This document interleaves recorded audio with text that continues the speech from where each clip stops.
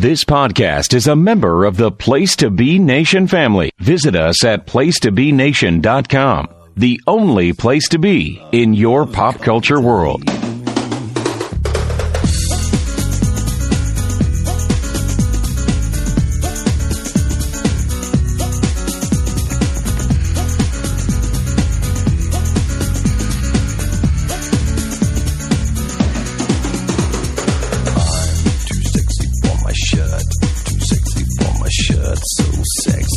It hurts, and I'm too sexy for Milan, too sexy for Milan, New York and Japan.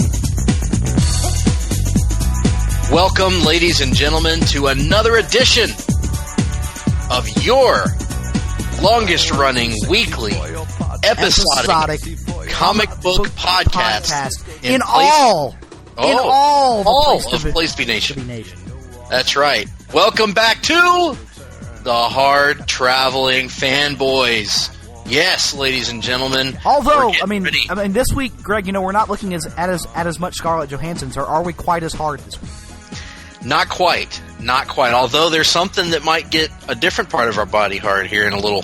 What a transition! So let's just jump right into it. Yeah, well, folks, you're listening to the Hard-Traveling Fanboys. You're listening to a very special edition of Off the Page. But before we get into any of that, let's get into breaking news, ladies and gentlemen. And no, it is not Ho-Loon related news that has got us so excited.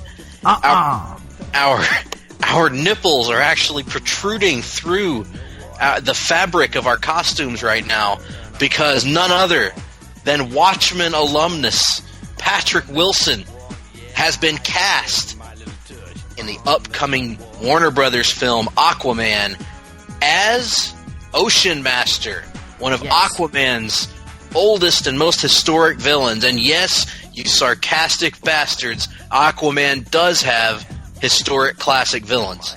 And of course, Greg, he was also in the running. He narrowly edged out the Mark Hamill lookalike from Watchmen, Rorschach, for the role. Absolutely. Well, one has to assume that when the rest of the cast gets fleshed out, we may see appearances from the Mark Hamill lookalike, from the Jim Brewer lookalike, yes, and from the man who has no lookalike, Rorschach himself. What about Dr. Manhattan? Oh, well, he's not been seen or heard from since the creation of that film. Nobody knows. I mean, certainly if he were around, he'd probably be on the catwalk. Yeah, on the catwalk. On the catwalk. I think we just found our opening intro music for this week, by the way. In any event, I want to say that, in all seriousness, I'm excited about this casting. I'm looking forward to Ocean Master's inclusion in the film. You know what they should do, Greg, but they probably won't do? Tell me what they should do. Not have him be a villain in the first movie. Ooh. I mean, they should essentially do what Doctor Strange did and what Green Lantern should have done and have him be Aquaman's brother. And have the two have some sort of familiar relationship, much like the New 52 run of the character with Jeff Johns, where they waited on the Ocean Master heel turn, and when it finally came, it actually had some pathos behind it, and it actually felt, like a real betrayal. It felt earned, you might say. Yes. Absolutely. Or verned, if you will. Oh, wow! Or ormed, in this case. Randy Orm. In any event, yes. No, I'm very excited as well. Big fan of Patrick Wilson, dating back to the Joel Schumacher Phantom of the Opera that came out back when I was in college that I was a big fan of. And of course, Patrick Wilson's been good in everything I've seen him in. Watchmen, he was great. A movie called Hard Candy, if people haven't seen that, he's terrific in that. If you're interested in seeing what he's like as a villain, watch Hard Candy. He's really, really good and creepy and off-putting and wonderful. So he's a good actor. I'm really excited about it. Certainly a Zack Snyder affiliation there of some kind, but in any event, he's a hell of an actor. Should be a good role, and I'm hoping against hope that this movie does a lot to dispel people's preconceived notions of Aquaman, because as everyone knows, Aquaman is actually a badass. You just got to give him a chance. Yep, absolutely. Well, with that out of the way, let's move on to another bit of movie-related news. And for those of you out there who are wondering what's going on, if you haven't heard the podcast before, since Greg neglected to mention, this is, of course, The Rundown, our weekly look at all the top news in the world of comic books and comic book-related media. That's right. And coming soon, we'll have our very own jingle for The Rundown. So be on the lookout and the hear out, I suppose, for that. But nevertheless... It is the Peter Jackson version of the jingle. It's the longest jingle I think I've ever heard. That's ridiculous. There have been many longer jingles than that. For instance, looky, looky, looky, here comes Cookie, Cook's Pest Control. Pest Control. No, actually, that's a lot shorter than the Rundown jingle. But we digress. Anyway, already happening, it happened this past week, in fact, was the debut of both the domestic and the international trailer for the upcoming Marvel Cinematic Universe feature film, Spider-Man Homecoming. This is a huge deal, of course, because this is Marvel Studios' first crack at Spider-Man after Sony has produced 4 or 5 feature films about the wall crawler over the last 15 years. And has a standalone animated Spider-Man film in production as well. So Sony is still making Spider-Man films, but just Marvel is also making Spider-Man films. Something of what some might call a unique situation. But it's not for us to say. It's really not. But what is for us to say is that this trailer was awesome. It was awesome. Yeah. Big time. I mean, I say this as somebody who defended pretty heavily the first Amazing Spider-Man film and who really enjoyed the first 2 Sam Raimi Spider-Man movies, but this kind of feels, in tone anyway, kind of like what I've always wanted from a Spider-Man film. Same. Yeah, in terms of humor seems to be a very important part of it, and the focus seems to be very much on Peter Parker as a person rather than Peter Parker as a superhero, and he's in high school, and high school seems to actively part of the plot rather than just a throwaway, couple of scenes. Well, and he's believable as a high schooler. Right. I mean, this is the first time that we have had a believably high school Peter Parker. Now, listen, I love especially Spider-Man 2. I think it's a damn near perfect superhero film, but Tobey Maguire at much no an adult point, Peter Parker story. Tobey Maguire at no point in the first or second Spider-Man movie actually resembled a high schooler that I know anyway. He was only but to be fair, he was during the Raimi films. Spider-Man was only in high school for literally like the first 25 minutes of the first film. He graduated high school by the end of the first act. He didn't really look like a high school graduate either, though. Yeah. And and Andrew Garfield didn't look like a high school student either. So, this is the first time we've had a believable-looking high school Peter who acts like a high schooler kind of acts. And yeah, other movies have gotten the awkwardness and they've gotten the quirkiness, but I don't know. There's just something about the tone of this trailer that tickled my proverbial fancy. Yep. And I was a big fan of that. I'm a big fan of the Robert Downey Jr. stuff in this trailer was amazing. Yep. I mean, we just came off of watching Iron Man 2 last week. Go find it right here at Place to Be Nation Pop. And to me, it was just like hand in glove again. He just is Tony Stark, and the interaction with the two of them where Tony leans over to let Peter out of the car and Peter thinks he's trying to hug him. If that doesn't sum up those two characters better than anything, I don't know what does. Yeah, it was really great. I mean, and then you also got looks at, some of the supporting cast of the film. Michael Keaton as the Vulture, I think, is the most notable of those.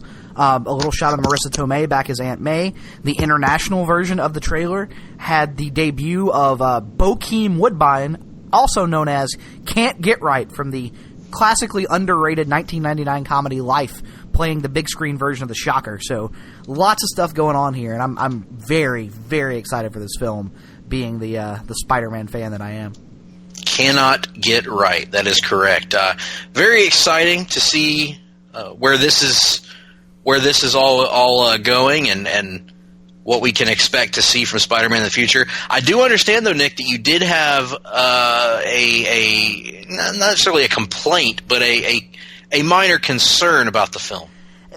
I wouldn't even call it a concern, because I'm sure it'll work. It's just a question. So, for those of you who are unfamiliar with the Miles Morales version of Spider-Man, his deal is kind of like, or not really his deal, but the trappings of that character, the universe that he lives in and the world that he surrounds himself with, involve his overweight Asian best friend Gankei, who has a bit of a Lego obsession.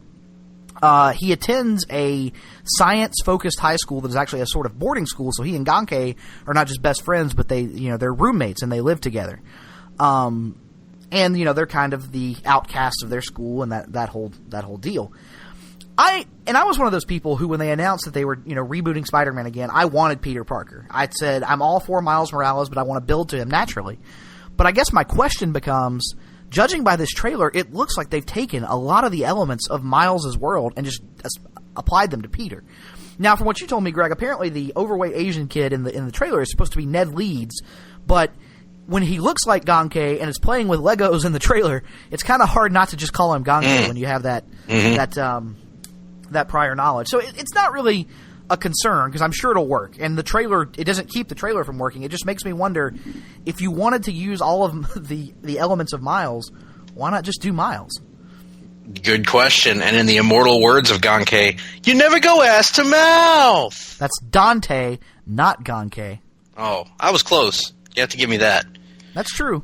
Plus, I believe Gankei would probably go back on that rule, given that one of his roommates is now a character known as Gold Balls. So, certainly a unique situation when Nick searches for any opportunity to mention the word Gold Balls. Gold Balls. It's a good name. Who Gankei literally looks up to because he's one of the only overweight superheroes. Well, hey, I don't blame him for that. I've long supported overweight superheroes. There aren't very many of them. Chunk, Blue Beetle fan. Big Blue Beetle fan. Chunk in the old Wally West Flash days. He was Wally's fat friend who would occasionally help him in superheroics. So, as a fat guy myself, I can relate. So, But overall, like we said, we loved this trailer, and I think Marvel Studios is pleasantly has been pleased with the response to it as well, because the news also broke, and we're just mentioning this, not going to talk about it a whole lot, that they have already set the Spider-Man Homecoming sequel for 2019. So quick turnaround between Spider-Man films for Marvel Studios, something they haven't done since the gap between Iron Man and Iron Man 2, if I'm not mistaken. That's right. Yep. I believe that's correct. But while the cinematic universe seems to be firing on all cylinders, as it has been for quite a while now, and has us ready for a Spider-Man interpretation we've all been looking forward to, the comic book universe is a bit of a different animal. And that animal, of course... I've been looking forward to this all week, Greg, and let me tell you why. That animal, of course, being a jackal. That animal being a jackal. For years, I've been bitching about Dan Slott's Spider-Man run. And not that you've ever really supported it, but I've always gotten the impression that the things that he has done don't really bug you as much as they bug me. But that kind of changed a little bit this week, did it not? Yeah, it did. It did. And let me tell you why. Why? Well, this week, as some of you may know, there is a current series called Dead No More: The Clone Conspiracy going on, a mini-series, I believe, correct? By kind of a Spider-Man event. A Spider-Man event in which the dead have risen, but not in a Blackest Night kind of way. They're actually rising, it seems. Yes. And naturally, it seems like they're clone versions or something. So the villain of this story has been the Jackal, the classic mastermind behind prior Spider-Man clone stories in the past over the decades. Well, all that's fine and good, not very inventive, not very creative or original, but fine, sure, nothing wrong with that. It's superhero comics. What is creative and original these days? So Dan Slott says, hey, I got a creative and original idea. Let's bring back a long-dead character that has been talked about in online circles for many, many years. And sure, you might think, Uncle Ben, who I believe is about to be resurrected potentially. That's one of the main gists of the story is Uncle Ben's potential resurrection. That hasn't happened yet. There's a Gwen Stacy who's been resurrected. And this week, the Jackal was finally unmasked. Spoiler alert, spoiler alert, spoiler alert, spoiler alert. If you're reading Spider-Man and you have not read Dead No More, The Clone Conspiracy number 3, you might want to skip ahead about 10 minutes on our podcast just to be on the safe side. Because Greg's about to rant for 10 minutes. It's not going to take that long, but you might want to skip ahead about 10 minutes just in case. Again, spoiler alert, the Jackal was unmasked in Clone Conspiracy number 3, a book that, in full disclosure, I have not read, but he was unmasked to reveal a seemingly resurrected Ben Reilly. Oh, I can hear many of you out there with the birds chirping in the background, the crickets chirping in the background. Who the hell's Ben Reilly? What's that mean? Who? Let me explain. You see, Ben Reilly was the clone of Peter Parker. One of many clones of Peter Parker that were introduced during the liked by some, reviled by many Clone Saga. Yes, the somewhat controversial, somewhat unique Clone Saga. Mm-hmm. And the basic gist was that Ben Reilly was a clone of Peter Parker, right. But a more perfect clone, not an impure clone like others such as Kane and, of course, the famous doppelganger. Mm-hmm. But in any event, Ben Reilly was a clone of Peter Parker who came to New York City because he heard Aunt May was dying, as she has been perpetually for about 50 years. So he shows up and he adopts a superhero persona of his own, the Scarlet Spider. Well, the Scarlet Spider proves to be a very popular character, has a cool look. But then as the Clone Saga unveils, it's revealed that all these years ago, back in the 70s, Spider-Man fought the original Spider-Man clone that was created by the Jackal, and beat the clone up and dumped his body in a stack house or something, or a smoke house or something. Yes. It's a bit harsh, really, to think about it. But murdered and disposed of this clone, yes. Of his clone, yes. And then there was a question for some time after of, what if the clone was the real Peter and the one that won the fight was the fake Peter? Well, the one that won the fight was like, well, that can't be. I'm me. So anyway, they left it at that for about 20 years. In any event, it's revealed that Ben Reilly is the real Peter Parker, and that Peter Parker, who had been Peter Parker after that, was actually the clone. So current Peter and Mary Jane, who were married at the time, and she was pregnant with child, they decide to, hey, we're going to go off and be a family. So Peter and MJ move off. This is the Greg Phillips version of Jeremy Reynolds explaining the X-Men. It's really quite simple. It's really quite simple if you just think about it and pay attention. Yes. So Ben is still Ben. He takes over as the new real Spider-Man, but instead of re-inheriting his old identity, he's Ben Reilly, and he says, you know what, I'm not going to take your life away from you, Pete. So he restarts a new life. He's Spider-Man for like a year or something like that. And a lot of people hated it, and I liked it. I loved it. I was invested in it. I almost finished off the lyric there, by the way, Nick. You liked it. You loved it. Yep. You wanted some more of it. Yep. And now you're getting it. Now I'm getting it. All those years later, you wanted more Ben Reilly, and now you're getting him. So what could there be to complain about? Well, one of the things that drove me away from comics for about 5 years, as many know, was the death of Ben Reilly. Because at a certain point, Marvel was so inundated with fan complaints that they just gave in. They threw up their hands. They had enough. And they said, forget this. Fine. You want Peter back? We'll bring Peter back. So then it's revealed in a span of about 2 pages, it's revealed that, nope, actually, Peter was the real Peter and Ben is the clone. Sorry. And just to prove to you that Ben is the clone, we will have him get stabbed through the chest with a goblin glider and then melt. Turn into dust. Or the dust, I forgot. I thought it was melting. He turned into a pile of dust. And Peter, for 1 second, goes, no, it can't end like this. God. And then he's just like... Greg, I just had a stunning revelation. He's just like, well, it ended like that. Greg? What? Are you suggesting Ben Reilly is the dust in her hooch? Oh. Which is incestuous and terrible, but I think long-time listeners of the podcast know just what dust we're talking about. Ben dies a hero, right? And for years, I held a grudge about that. I was like, if you're going to kill Ben off, at least keep the possibility of him coming back. But no, they turned him into dust. There's no coming back from that, right? Well, it's comics. I should have known better.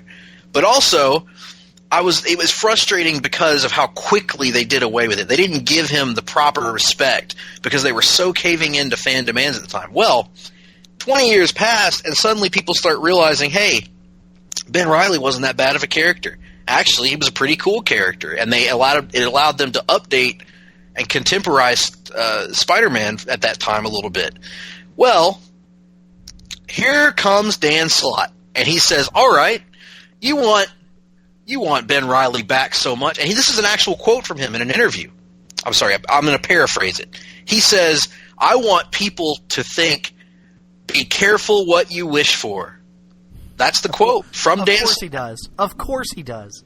And so, Dan Slott, in a nutshell, is if people ask for something, let's not just give them what they want. Let's give them my shitty version of what I think they want. Yes. So now Ben Reilly is back from the dead, inexplicably, which hopefully they will explain that at some point during the story. You have to figure they will. But he's back as a villain, or I'm sorry, as Dan calls him, an antagonist, which is a villain in the vast majority of fiction. So, correct me if I'm wrong, but if they wanted to bring back a clone of Peter as an antagonist, didn't two of those already exist?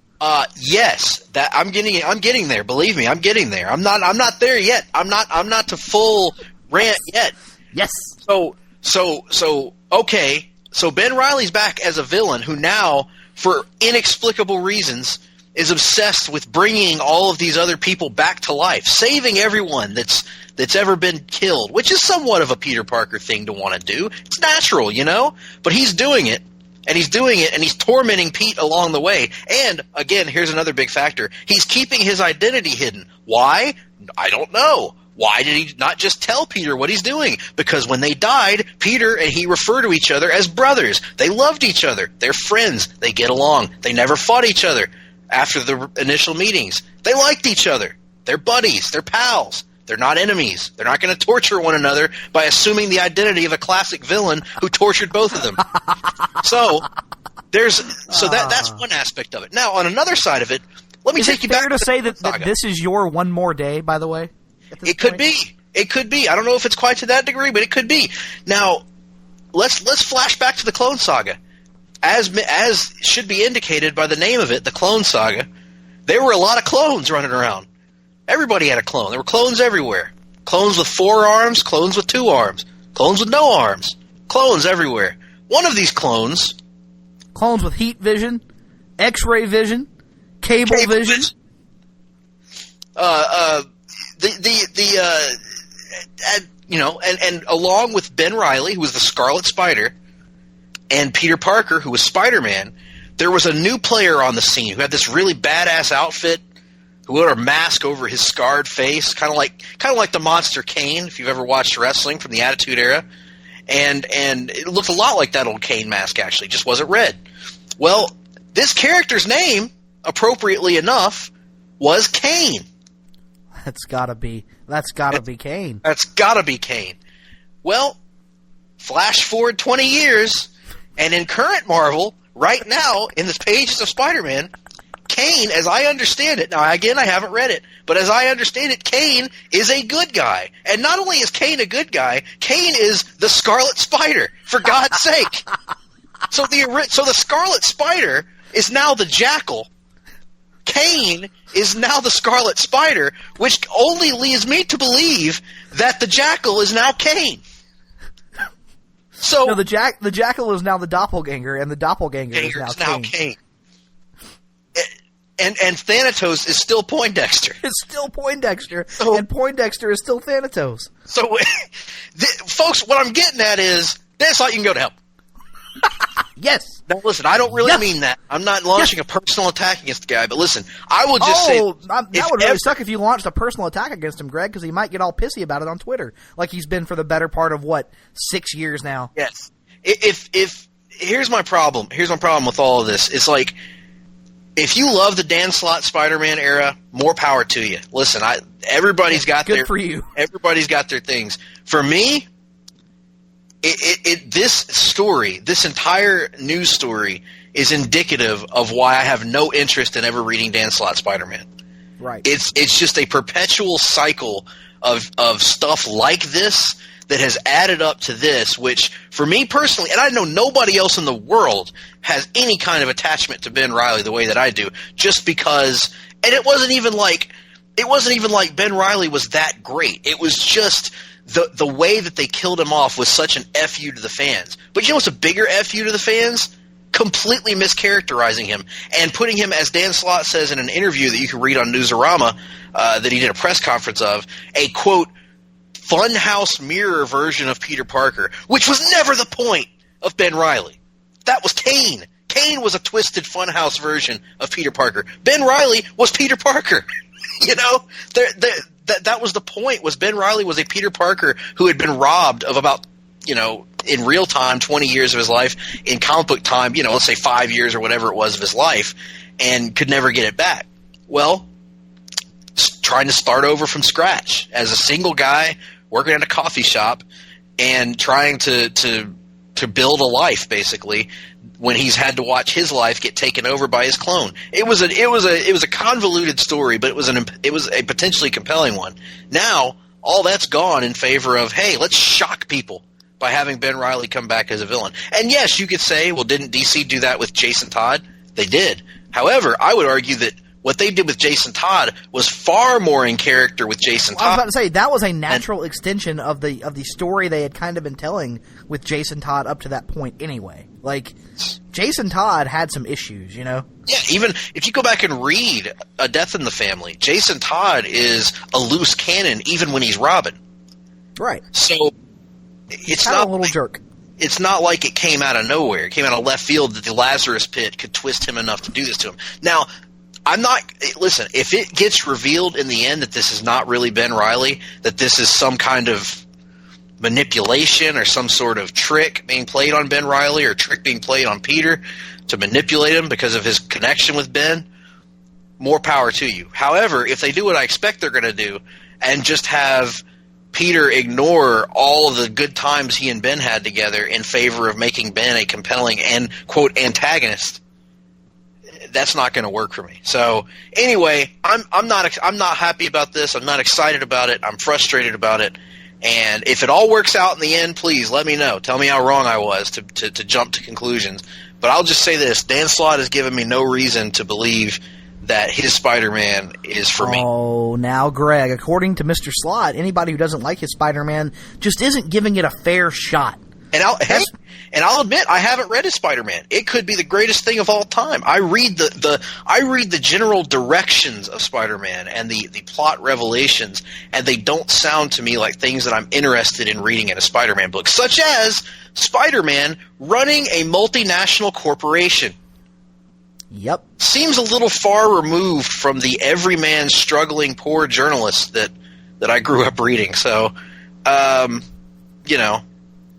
hey, to each their own. I'm just so sick of this guy at this point. Like, I'm just ready for him to go away. I want his entire run to get rebirthed. Like, I want the Renew Your Vows Spider-Man to just come in and, like, watch as this Spider-Man fades away into dust or melts or whatever they want to do. Classifies himself as obsolete? Classifies himself as obsolete. Yes. Obsolete. But no, I'm just sick of the whole. I'm sick of the whole shtick because all he does. This is my honest belief on Dan Slott. He did Superior Spider-Man, the build up to Superior Spider-Man, and the run of Superior Spider-Man, which I've read some Superior Spider-Man, and I will say it's not poorly written. It's just not for me. Is the best way I can describe it. I know there are people who like it. Russell Sellers, for example, loves it, and that's great. I'm glad that there are people who enjoyed it. I believe, though, that Dan Slott got so much blowback on Twitter, and he did, and it was awful. Like, he got, online death threats and stuff like that, and a bunch of people ragging on him for basically the entire Superior Spider-Man run. I kind of believe all of his Spider-Man work since then has been a reaction to the way he was treated, and that he has this weird persecution complex and has developed quite possibly the most obnoxious and dickish online persona of any comic creator. And that covers a lot of ground. Like, if you can out Mark Wade on Twitter, you're doing something. And Dan Slott's been doing that for a few years now. So that dude, I'm just ready for it to be over. And I know he's, even in that press conference, he couldn't even resist, like, tweaking the fans who don't like him with, "Oh, you're never getting rid of me. I'm going to write Spider-Man forever." And it's just like, there's nothing he can do at this point, almost nothing, to earn my goodwill back. Like, for example, they've got a story coming up that's going to bring back Norman Osborn, and freaking Stuart Immonen is going to draw it. Stuart Immonen, who did a ton of Ultimate Spider-Man work that I absolutely love. And even that is not going to get me to buy these stupid, shitty Dan Slott Spider-Man titles. And if that's not enough, remember, let us not forget that animated Spider-Man show that we're getting that's going to replace the god-awful Ultimate Spider-Man, oh, wonderful. It's like being, Dan Slott, I think, is an executive producer on it. So just fuck Dan Slott, fuck Marvel's general approach to Spider-Man, except for renew your vows, and just, to hell with it. We were just talking earlier today, actually, about before we made it to the studios in Vancouver, obviously, about Miles Morales right now is a much, much, much, much, much more compelling version of the Spider-Man that they're trying to portray elsewhere. In other words, they wanted a single, swashbuckling, young youth-infused. One can only hope that this version of Spider-Man will be euthanized. A youth-infused Spider-Man when they did the whole One More Day thing, or Brand New Day, whatever the hell it was. That was supposed to which led into Brand New Day. A younger, a return to Spider-Man's roots. Well, Miles Morales has more in common right now with the Peter Parker of Stan Lee and Steve Ditko than the version that they're telling elsewhere. Because Miles Morales is single. Well, I think he's about to start dating the Gwenpool, if you will, in a crossover kind of. That's another story. Spider-Gwen, not Gwen. Spider-Gwen. I don't think that's going to be a long-term thing. He's had another love interest they've been developing over the last few years. He's pining over girls. He's dealing with high school drama. He's dealing with being a fish out of water, with dealing with older, issues in his personal life. With more established heroes. They're doing a great job of telling that story with Miles, which begs the question, why not tell a different story with Peter that maybe and for the record, by different we don't mean globe-hopping multimillionaire Peter Parker. No, we don't mean Tony. That's not Peter Parker. We don't mean Tony Stark Peter Parker. No. Peter Starker, if you will. Oh. Anyway, Miles seems to be. And I think that's why, quite honestly, Miles resonates better with today's readers. He's got more of the things that made people become Spider-Man fans in the first place. And so anyway, we're belaboring the point on this. Let's move on to better news. Let's move on to the which you wouldn't know. Some people would not expect this to be better news because of their feeling of the film universe, but the X-Men film universe over at Fox. James Mangold, the director of the upcoming film Logan, which looks awesome, revealed in a recent interview at, I've been waiting to say this all day, Nick, at the Butt-Numathon Festival. He said that Hugh Jackman actually took a pay cut, a fairly substantial pay cut, to come back and do Logan, so that Logan could get the R rating. That's how committed Jackman is to this movie. That's how committed Jackman is to the idea that Logan needs to have an R rating, and that people have been waiting for an R-rated Wolverine movie their entire lives. So, right. Really, this is not a huge news story per se, but it's a really cool insight into just how much Hugh Jackman cares about this character still. And I don't know about you, Nick, but I think it's indicative, hopefully, of the level of quality we can expect from the film, because at the very least, there's no doubt that they're trying their damnedest on this one. Yeah, it just shows that he and Mangold both 100% completely believe in the vision of this film with all their heart and souls. And it's hard to imagine the film turning out to be a disappointment when the belief in it is so strong. And so, like you said, not really a big, not much to talk about here, because it's kind of, straightforward and to the point, but huge props to Hugh Jackman being willing to do that. But, he probably wouldn't have been able to even work out such a deal had there not been a certain other film that came before to pave the R-rated superhero road. And why don't you tell the people about that film? That film, of course, is this past February's Deadpool, starring Ryan Reynolds. And some news came out this past week that I thought was actually legitimately shocking. Maybe you weren't shocked by it. I love Deadpool. Make no mistake about it. I thought the film was outstanding. But it seemed like a film that probably wouldn't be overly well received critically, even though it got good reviews. But I mean more in terms of the snobbish, awards season crowd. The kind of people that say, "I say," before they say things. The kind of people who refuse to nominate The Dark Knight for Best Picture. those kind of people, even though pretty much every critic on the face of the planet loved The Dark Knight, and they were willing to nominate Heath Ledger because he died, but not willing to nominate the movie for anything else. But I digress. Those kind of people. And news came out this week, and I was stunned. Deadpool, the film, has actually been nominated for Best, I believe it's, Best Action or Comedy? No. It's up for Best Musical or Comedy. Excuse me, yes. Best Musical or Comedy at the Golden Globes, and Ryan Reynolds is up for Best Actor in a Musical or Comedy. Stunning to me that this happened. Hey, man, good news. I mean, it speaks to the I'm success. all for it. It's just it seems like the least film critic thing I've ever heard from a group of people who are generally turds in the punch bowl of life. Yes, that's true. However, the Golden Globes is a little bit less like that than the Oscars, for instance. Right, but okay. Golden Globes is a little bit more, I guess relaxed. I guess you'd say not quite as. It's not the People's Choice Awards or anything, but okay, no, it's still surprising.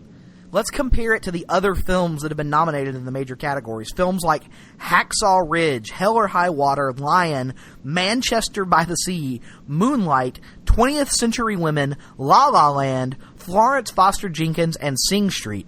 One of these things is not like the other, Greg. One of these things absolutely belongs, however.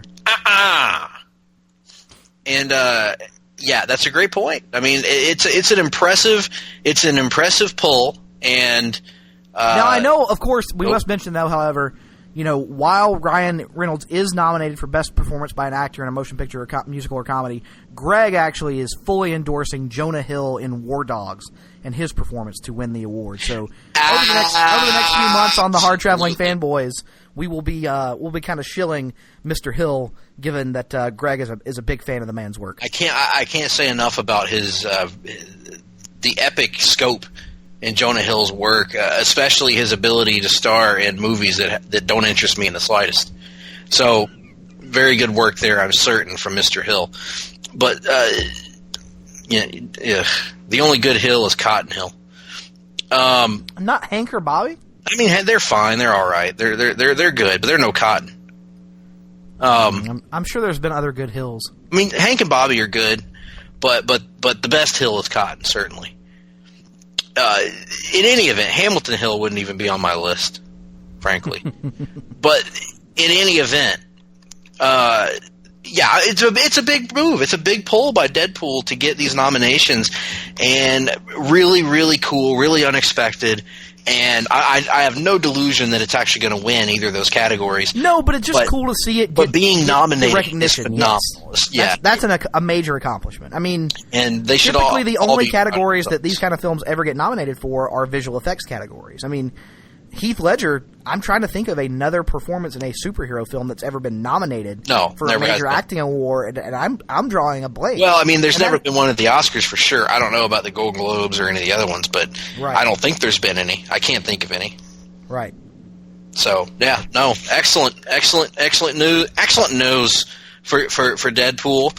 And speaking of the X-Men, some big news on the comic front. We've been telling you for several weeks now about the upcoming relaunch of the X-Men line called Resurrection. It's got a goofy spelling. You'll just have to look it up online. The final that we're aware of, the final book and creative team have been announced as part of Resurrection, and the title is Cable, the classic X-Force leader from the 90s, the time-traveling son of Scott Summers and Madeline Pryor, I believe, and he is going to be getting his own ongoing in 2017. And what's got me super pumped about this is the creative team. To me, this is the first of the creative teams that have been announced. Not the first good creative teams that have been announced, but the first of the creative teams that have been announced that just wowed me, that just knocked me out and said, I've got to give this a shot. That creative team is writer James Robinson of Starman fame and many other things as well, and the sneaky gem in the lineup, veteran artist Carlos Pacheco, who some of my cohorts here at PTB and Pop, including Tim, Todd, and some others, have long called one of the most unheralded artists in all of comics. This guy drew the first couple volumes of Jeff Johns' Green Lantern. He's done countless other work over the years with the X-Men and others. Outstanding artist. And they're returning Cable back to closer to his classic mid-90s Rob Liefeld look. The blue suit, the big metal arm. He's not wearing a traditional X-Men uniform, which I always hated as a look for Cable, by the way. I always thought he looked really dumb wearing the traditional X-Men uniform. And it's going to be a time travel book. It's Cable, essentially Legends of Tomorrow meets the X-Men. Cable traveling through time, trying to fix something that they haven't revealed yet. This seems like the kind of story that James Robinson would write really well. It also seems like a story that Pacheco will draw well, and it just seems interesting. It seems fun. And Robinson said that he sat down with Chris Claremont, Kurt Busiek, and others to plan out some of these new storylines, which, if you're talking X-Men and you're talking Chris Claremont, doesn't get any better. Doesn't that kind of approach, and really the entire, what seems to be the thrust of Resurrections, just kind of seem, and I don't mean this in a derogatory way, I mean it in the best possible compliment, doesn't it kind of seem like an X-Men version of DC Rebirth? Because, I mean, yeah. a lot of the major Rebirth creators sat down with Jeff Johns to plan out, story, and it sounds like Robinson did the same thing with, by far, guys who are considered to be the definitive X-Men writers of their generations. Mm-hmm. Yeah, no, it's outstanding, and it's a great approach, and it's got me excited. This is the big announcement for me that really, because I think both of us were a little underwhelmed by the creative teams on some of these other books that have been announced in the X-Men line. And some of them because we just aren't aware of the creators, and in some cases we're aware of the creators and they're just not blown away by them. This is the first one for me that says, hey, this is a team worth monitoring and worth checking out. It's the first one that kind of knocked it out of the park on both concept and creative team, because I think there are some solid concepts behind the other books. I think there are interesting ideas that they're promising to tackle, in particular the Weapon X title and whichever of the X-Men titles features Magneto mentoring the time-displaced X-Men. I think Blue. That's an interesting concept. So, and if you're looking forward to Resurrection, we just wanted to mention Marvel also announced this week the whole Resurrection thing is going to be started with a one-shot, X-Men Prime, that is going to set the stage for the X-Men status quo going forward. It's going to be written by all the writers of the upcoming X-Men titles, being Mark Guggenheim, Cullen Bunn, Dennis Hopeless, Sina Grace, James Robinson, and Christina Strain. So, a collaborative look at the entire X-Men universe after the events of Inhumans vs. X-Men, and that's going to be coming out in, I'm not really sure. When's that coming out? I don't know. Soon. It's going to be soon. Spring 7, 2017, with no specific date having been announced. So there you go. It's going to be soon. Look forward to that. Probably June, July. Oh, that's not in the spring, though, Greg. That's in the summer. Oh, but in any event, that's there. I think Cable kind of completes. I think that should be the last of the major Resurrection-related announcements, if I'm not mistaken. So it's coming, and I think there's a lot of people who are excited, even if, like I said, not being a longtime X-Men fan like you, Greg, it doesn't speak to me in quite the same way, but I'm glad that there are a lot of people out there who are excited for this, and it seems like it's something that the fan base has been asking for a while, and I'm always a fan of, in most respects anyway, of companies listening to their fan bases, especially when it's a consistent message from the fan base for over an extended period of time. Excellent. Very, very exciting news, and for Marvel, more exciting news, because the sales charts numbers have come out, the preliminary sales charts numbers for the month of November, and Marvel has retained its market share and even increased it a little bit over the previous month. Trying to find these numbers here. Oh yeah, the numbers came out, and while the Batman books are doing remarkably well, dominating the charts, Batman number 10 and 11 were the top sellers for the month of November, according to both Newsarama and Comicron. And All-Star Batman number 4 was number 4, and Batman Annual was number 7. Number 7. So 4 of the top 7 titles in all of comics, Batman books, and 2 of those $4.99. So shows that people are still willing to plunk down that $5. But it does raise the question: are people spending so much on these Batman books that they don't have enough money to buy any of the other books? I mean, that's a question that can be asked. I have raised that point in the past about charging more for your premium books if it discourages people from trying out. But I would also point to, look at what else is on the list from Marvel. Civil War II, which is their major event, and then a slew of number ones, including, oh, thank God, Amazing Spider-Man Renew Your Vows, number 1, opening at number 6 for the month. Outselling the fucking Dan Slott Spider-Man stuff. So, suck my dick, Dan Slott. Somewhat of an attitudinal statement to make. Yes, Amazing Spider-Man number 21 sold 63,000 copies according to Comicron. Renew Your Vows number 1 sold 96,000 copies according to Comicron. What did Clone Conspiracy sell? Clone Conspiracy is not actually showing up on this chart I'm looking at. I don't know if... Clone Conspiracy number 2, which I don't know if that came out last month or the month before, but it sold 58,921 copies. So, does not appear to be burning up the charts. And continuing into December, they're kind of slowly rolling out, their line of new number 1 titles for whatever they're calling this latest soft relaunch or initiative or what have you that they're kind of in the perpetual cycle of doing. So, like I've been saying for a while, I'm not really putting too much stock in these sales numbers in terms of the Marvel versus DC battle, probably until after the new year, January, February, March, kind of that time frame. Yeah, I'm looking at the charts right now, and some of the top sellers for Marvel. Civil War II number 7 is their top seller at 116,000. Good numbers on that. Invincible Iron Man number 1 launched with 97,713. And again, these numbers are courtesy of comicron.com. Check it out.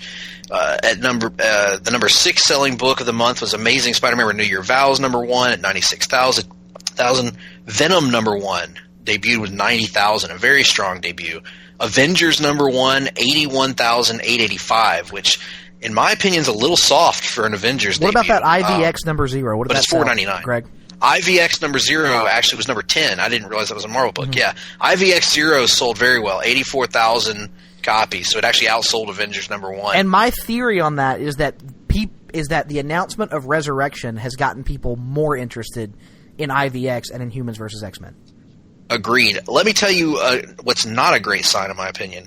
Unworthy Thor number 1, only 70,000 copies sold. Mm-hmm. At number 18, not a strong selling debut. Now, that being said, I don't know how that compares to Mighty Thor's normal numbers. I really don't know what the normal numbers are for Thor. Well, no, Ghost Rider number 1. And also, I would remind you, Greg, that stuff like Mighty Thor and Thor number 1 also got heavy mainstream publicity, something Unworthy Thor did not get. Yes, Ghost Rider and Black Panther both debuted what I would consider pretty good numbers for those characters, both over 57,000 copies. Again, a lot of number 1. I didn't realize there were that many number 1s. Yeah, and then there were a couple of annuals from DC, but pretty weak numbers across the board actually for November. If you look at it, the DC numbers, the only books over 100,000 were Civil War II and Batman 10 and 11. Mm-hmm. Everything else was below 100,000, which is bucking the recent trend in recent months. Your next non-Batman related DC book would be Justice League 8 and 9, which are down at around 80 and 77,000. And then you move down the list, and you've got a Star Wars book at 70. That's Marvel. You got a Detective, which is a DC book. Flash is holding strong at 70,000. That's pretty good for Flash. Superman is holding pretty strong, much better than it was before Rebirth. Well, actually, pretty much all the books are still doing better than they were before Rebirth. Maybe Justice League isn't, but it's still doing really well. And Nightwing's doing really well, looks like. Again, Batman related. But then there's some books that are starting to taper off and starting to drop back towards traditional numbers that were doing really good numbers. Like Green Arrow is dipping back down. I mean, it's 41,000, so it's still way up of what it was before Rebirth. And then you go down the list, and you have Deathstroke starting to level out a little bit in the low 30s. So it's still, I mean, you can still see the buoyancy factor. But I do think you're starting to see people. Maybe, and this is just speculation, maybe the amount of money that people are spending on comics is causing them to kind of be more picky, as we are now, Nick, with our selections of what we pull. Right. And starting to see some of these ancillary titles level out from what they were. And when you're on when you have a pretty strict budget for your comics, when Marvel does something like they're doing now with the relaunch, if there are new titles that interest you, you've got to find a way to make room for those. I mean, that's something I've struggled with myself. Mm-hmm. Something I'm going to continue to struggle with the debuts of Super Sons, Batwoman, and Justice League of America over in DC in the coming months. And something I'm going to struggle with that we'll talk about here in a little bit with Marvel launching a very good number one issue for a new Star Wars title that's got me pretty pumped. So, yes, but let us not begrudge or bemoan these numbers any more than we can. It's towards the end of the year, holiday season coming up, so go out and buy some comics, buy your friends some comics, buy your family some comics, and then if they don't want them, just read them yourself. Yep. And but let's move on to another item. Speaking of Marvel, and that is R.L. Stine, the classic author behind the Goosebumps series that any kid that grew up in the 90s is familiar with. He is actually writing a title for Marvel, and he is preparing to unveil on the world his giant-sized Man-Thing. He is just for you, Todd. He is just for you. His giant-sized Man-Thing. But yeah, R.L. Stine doing a Marvel book. I mean, like Greg said, any kid that grew up in the 90s, I feel like probably has at least some level of nostalgic affinity for R.L. Stine. And him doing let's be honest, a pretty corny character in Man-Thing, it kind of fits perfectly with his Goosebumps work. So yeah, this could be a really good chance for Marvel to make a young adult comic that could do really well and could find an audience. So hey, good on them for this natural pairing of creator and character. Yeah, absolutely. And he said he's going to have a little bit of a horror comedy take on the character, which sounds, like exactly what R.L. Stine should be writing. So not a ton to talk about here. I just wanted to mention it because I think it's really cool for those of us who are children of the second greatest decade, because Hulk Hogan didn't slam Andre the Giant in the 90s. He slammed him in the 80s, which makes it the greatest decade.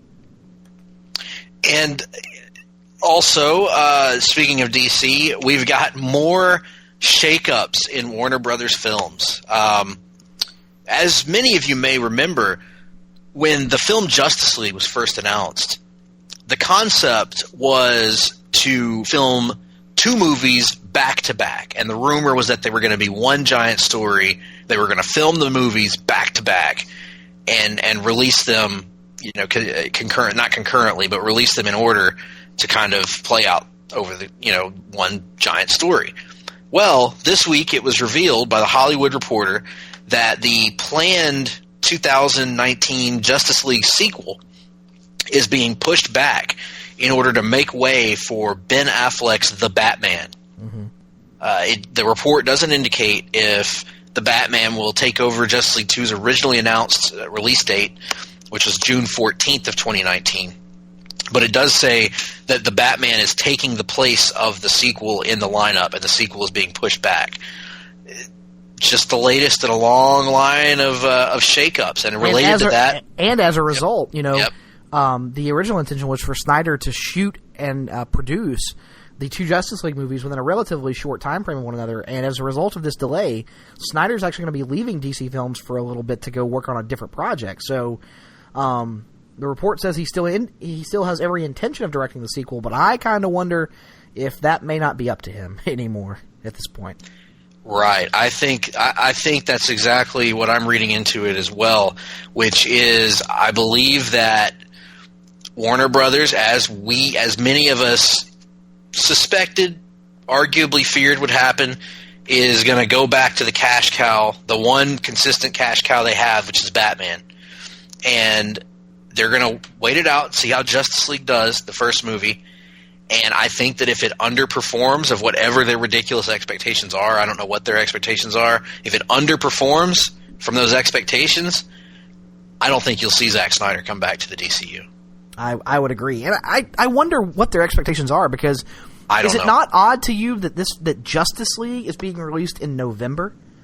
Like, well, now, granted, I understand that last year The Force Awakens came along and kind of redefined what the expectations were for winter releases, but November is not traditionally... The last Harry Potter movie, was that not a November release? No, the last Harry Potter movie was a summer release.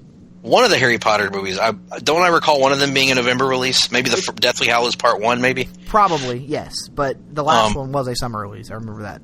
So, I don't know, but at the very least, I think you would agree that getting a $1 billion grosser in November is unlikely. And that, if you recall, that was the arbitrary, outrageously high expectations they had for Batman v Superman.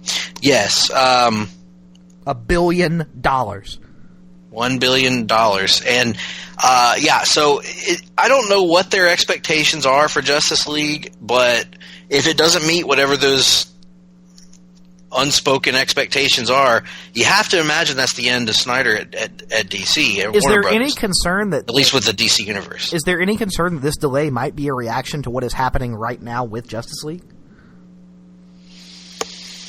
Gosh, I don't know. I hadn't really considered that. Warner Brothers would know better than anybody else, wouldn't they? Well, no. That's a good point. No, they would. Because Warner Brothers' initial feelings on every one of the movies they've released has been wrong. All right, let me rephrase. If Jeff Johns is really running the DC show over there, do you not think that Jeff Johns probably endorsed this decision?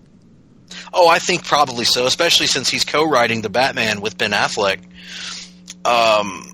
It's interesting to think of, because I think from the studio's perspective, I believe the studio views Batman as the one unquestionably marketable. I honestly think the studio thinks that they could put out a shit Batman movie and it would make a lot of money. And now, granted, they just did with Batman v Superman, and it did make a lot of money, and it still wasn't enough for them. But I think that they are that confident in the Batman property, which I don't think the movie's going to suck, but I think the movie's going to be awesome. I've made that perfectly clear. I trust both of the guys involved in making it. The Batman? Batman, yes. Yes, I do. Now Justice League could go either way. I'm tentatively optimistic, but they got to show me. Right. So we'll see how. I hope, because I do believe that Zack Snyder is passionate about these projects. I hope that it's successful. I hope that it's a good movie. But this, to me, does feel like the beginning of the end of that relationship, of that partnership. I certainly can't see it extending beyond Justice League 2. Absolutely. And so from something that we're cautiously optimistic about to something we're not optimistic at all about, Greg, why don't you tell the people about the latest in the budding relationship between DC and NBC? Yes. Ladies and gentlemen, if you thought Watchmen Rorschach was good, well-written television, or film in the case of Watchmen Rorschach, which we reviewed just a couple weeks ago, and of course, the largest podcast ever. Well, we got something even better for you, because the long bandied about, the long threatened DC comedy Powerless is now coming to NBC. And it's coming to NBC sooner than you might think. It's coming in February, actually. February 2nd. And February 2nd is when Powerless is coming. And this is going to be a comedy set at Wayne Enterprises, which is a change from how it was originally filmed, where it was set at an insurance company that has to clean up after superheroes. I believe my understanding of that is actually that it is that the insurance company is still part of it, and it's just a subsidiary, a company that is owned by Wayne Enterprises. Yes, fair enough. Fair enough. I when this project was first announced, I was actually excited for it. I think a comedy in a superhero world about dealing with the effects of superheroes on regular people could be great. Unfortunately, nothing that has come out about this show looks great. Everything that has come out about this show, including the early reviews, have been terrible. It just seems like it's going to be a complete misuse of the DC properties. It's also an NBC series, which means it won't last long anyway. So basically, we don't want to talk much about this. We just wanted to mention it because neither of us is interested in it, and it will probably fail quickly. Yeah. Its premiere date is February 2nd. Its cancellation date, I believe, is currently slated for February 3rd. 23rd. I'm going to give them 3 weeks. I think they'll get 3 weeks out. Very good, Mr. Lau. Let's move on from that crap. And let's move on from a bizarre concept for a show to some bizarre concepts for comic books. Yes. As some of you may know, DC has had some measure of success with its recent relaunch of the Hanna-Barbera line. Yes, the cartoons that you likely watched when you were a child, whether it be Space Ghost Coast to Coast, whether it be Scooby-Doo, the Flintstones, the Jetsons, Wacky Racers, The Perils of Penelope Pitstop. All of these characters have been kind of reimagined. I already mentioned the Flintstones. All of these characters, Johnny Quest, have been reimagined, if you will, by DC Comics in comic book form. Some with dark, gritty versions of the existing characters, which is certainly a unique take to go with. And let us not forget, even though we talked about it a couple months ago, it needs to be mentioned again. There's a Garth Ennis Hanna-Barbera book coming. And I can't wait. It's going to be awesome. But anyway, these books have been, I think, somewhat to Nick's and my surprise, these books have been successful and they found somewhat of an audience. Comic-Con, I think, had the sales for a couple of these books up around the 40 or 50,000 mark, which is pretty good for a licensed book. So in keeping with that, they have, like any other monthly comic, they've got annuals coming up. March 29, 2017, in fact. There are 4 annuals coming up. And for the annuals, for the Hanna-Barbera line, DC is pulling a somewhat unique crossover between the Hanna-Barbera line and the actual DC universe. And here's what they have on deck for us. Adam Strange / Future Quest Annual Number 1, which of course is a crossover between Adam Strange and Future Quest. It actually has a pretty interesting premise. I will get to that in a minute. Booster Gold and the Flintstones Annual Number 1. Green Lantern Space Ghost Annual Number 1, which could be pretty funny, actually. And then, of course, the Bullet of Woods. The Bullet of Woods. Suicide Squad and the Banana Splits Annual Number 1. Which reminds me, did I ever tell you, Nick, about the time that Bill Brasky went hunting? No, tell me now. Anyway, Brasky decides he's going to hunt down all 4 of the Banana Splits. He stalks and kills every one of them with a machete. They all begged for their lives, except Fleagle. Now, was this Brasky? Was this Brasky, or was it the High Evolutionary? Actually, it was the Middle Evolutionary. The High Evolutionary wasn't available at the time. And you know what's really remarkable, Greg, is that about that particular, the Suicide Squad Banana Splits annual, is that each of these is going to feature a backup that is going to debut the comic book version of various Hanna-Barbera characters. And one of them, of course, is my favorite cat that I love so good, Snagglepuss. Exit. Stage left. Perhaps the most inside joke we've ever done on the show, for the record. Very good. Snagglepuss. Top cat, too. Oh. Anyway, I did want to mention one of these premises, which is actually, in a rare case of these crossovers making sense, following the events of the Death of Hawkman miniseries, Adam Strange is blasted through multiple dimensions and lands on the Earth of Johnny Quest. So I buy that for, in terms of comic book, logic. I had not actually read the Snagglepuss synopsis until just now.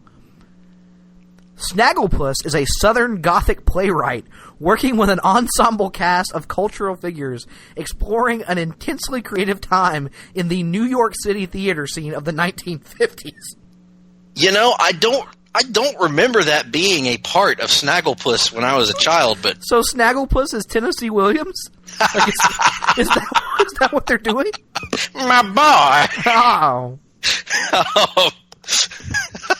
Who's Jim Barnett? Is what I want to know. Oh, Lord. Anyhow, Suicide Squad meets the Banana Splits coming up in March, so be on the lookout for that. Which begs the question. We found the Hanna-Barbera audience. We found the crossover audience. Are we soon going to find the Archie audience? It'll never happen. It'll never happen. They don't exist, Greg. They do not exist. Well, mercifully... After reading off approximately 75 news stories, we have reached the end of the rundown. And that can only mean that it's time for your favorite weekly segment and mine. Read it and watch it. Why don't you be reading and watching? What you been reading and watching? Yes. And like I said, folks, be on the listen for another jingle coming here in the near future to Place to Be Nation Pop to the Hard-Traveling Fanboys. But we are ready for reading and watching. And what do you want to get started with, Nick? You want to get the hard part out of the way, or you want to get the Well, let's jump to probably the most newsworthy part out of the way, because this was, of course, a week that featured numerous mid-season finales in the world of comic book-related media, so why don't we start there? Yes, we had the mid-season finales of 3 of the 4 DC shows. Supergirl, of course, has already reached its mid-season finale. And we kicked things off Tuesday night with a classic Christmas episode of The Flash. Yep. And this was wrapping up the mid-season arc about Dr. Alchemy. We finally got answers as to who is Dr. Alchemy. More importantly, why it was Dr. Alchemy doing what he was doing. What did he represent to the new big bad villain, Savitar?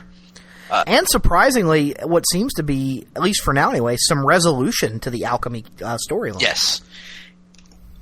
Very in the same vein, I should say, as the classic Flash Christmas stories. Flash and Christmas have always just gone together.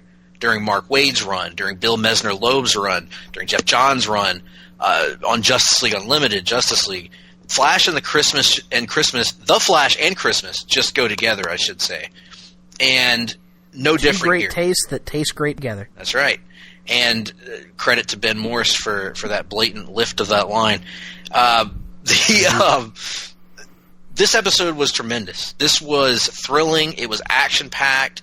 It had character advancement. The relationships between the characters were tremendous. Iris and Barry continue to be awesome together. The H.R. Wells character developed even more so. I still have issues with the look of Savitar. I think he looks a little wonky and a little too CGI heavy for what the show's capable of. But the actual background of Savitar was great. The shot, very interesting. The flashback of Savitar when he became Savitar, really compelling, really interesting. Barry continuing to just kill it every week. Grant Gustin with his performance.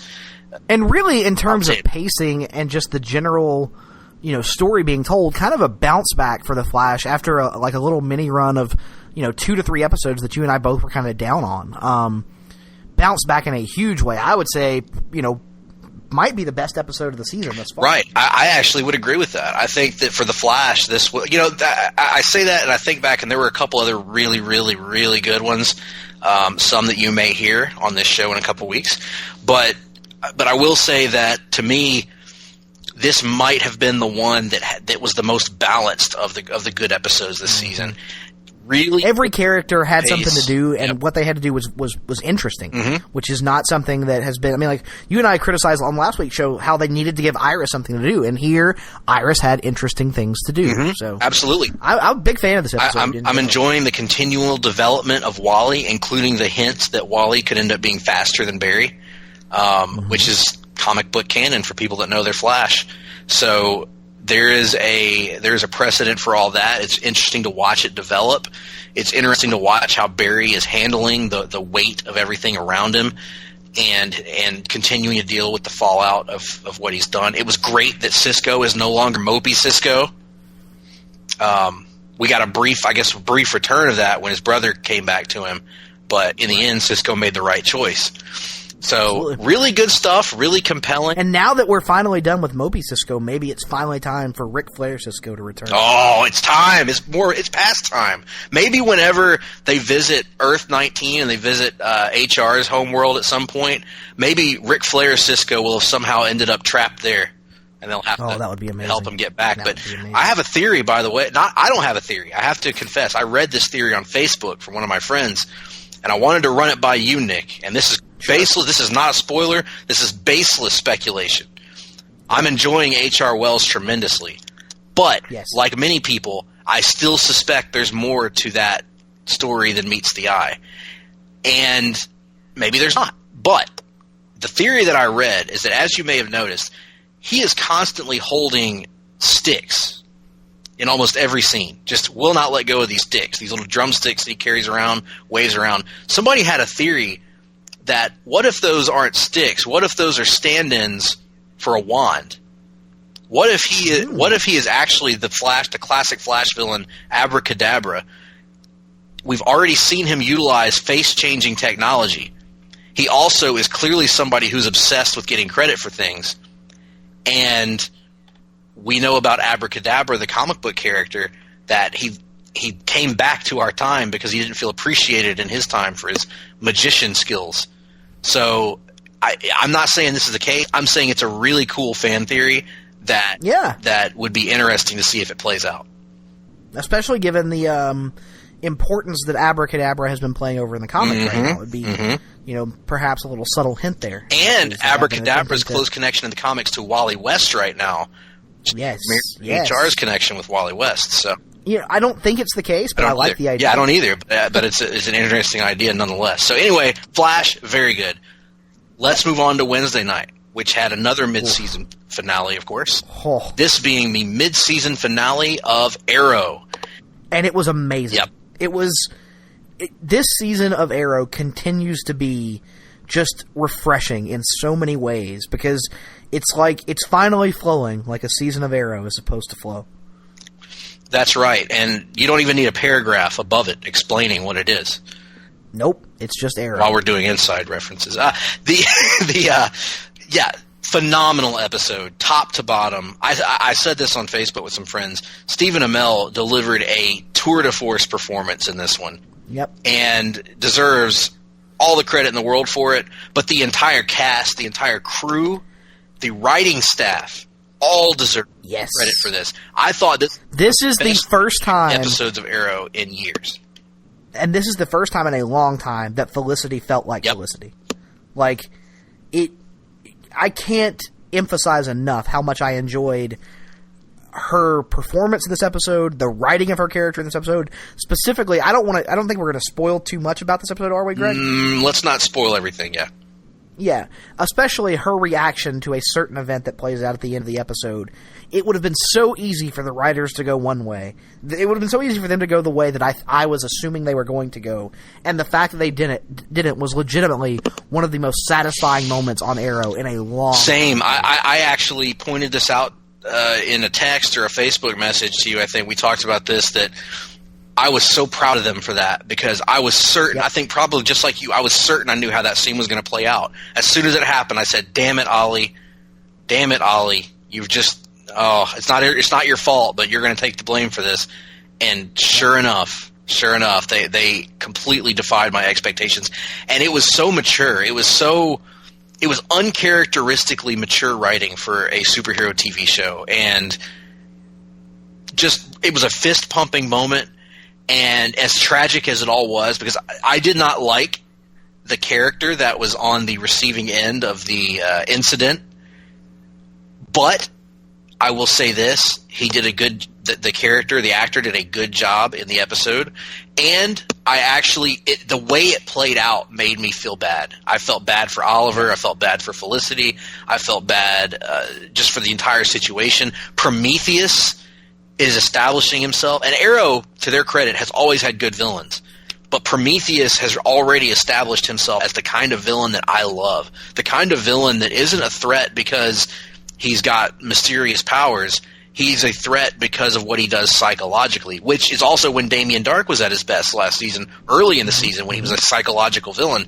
Prometheus is on a next level right now because they're tying it back to all the themes of season 1, except they're flipping them on Oliver. And that's one thing I wanted to talk about is this episode, more than any episode thus far this season, had the most direct ties to season 1. You know, the flashbacks this season have been outstanding, no doubt about it.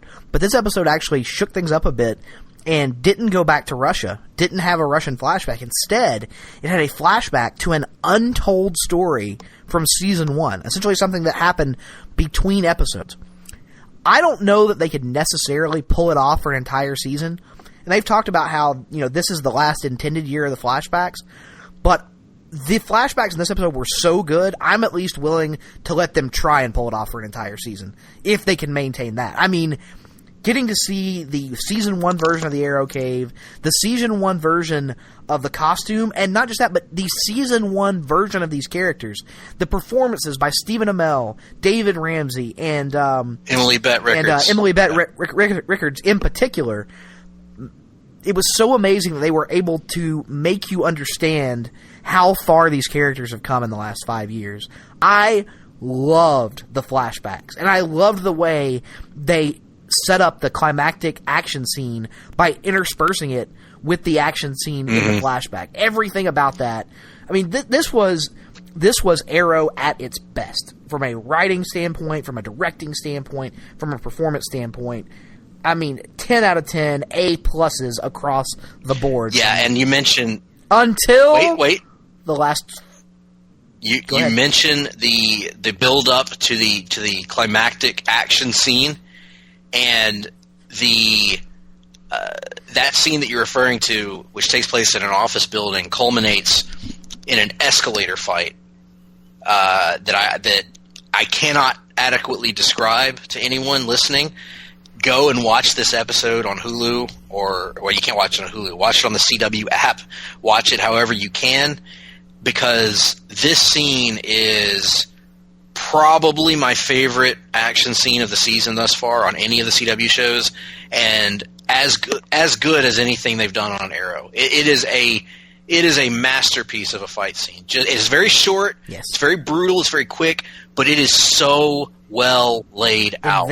Inventive. Innovative, uses the gimmick of the escalator so well, and because it's season 1 Oliver and he's more brutal, you get that in the way that he does the fight. He's not trying to protect his opponent. He's not trying to be flashy and trying to make sure that he doesn't seriously injure the guy. He's out to kill, and he kills a lot of folks. Right. Yeah. So I think we both loved this entire episode. Until the last 10 seconds, but I don't want to... We dare not spoil too much. We dare not spoil too much, but yep, there is a huge shock at the very end, which I have theories about that I don't want to discuss until everyone's had plenty of time to watch it. So, certainly a unique situation that I hope isn't as it appears to be. I'm very concerned that it is. Yeah, well, we would be in the vast minority in I think in preferring that it's. I don't really think that we would be, Greg. We would be in the vocal majority. We would be in the silent majority, probably. And after all, the silent majority rules now because it. Well, we're not going there. But the anyhow, so Arrow, amazing. Thursday night, the mid-season finale of Legends of Tomorrow, which took a little bit of a different approach than Flash and Arrow did in terms of, with Flash and Arrow, both of those shows were built around big reveals in their mid-season finale. Big, season-changing...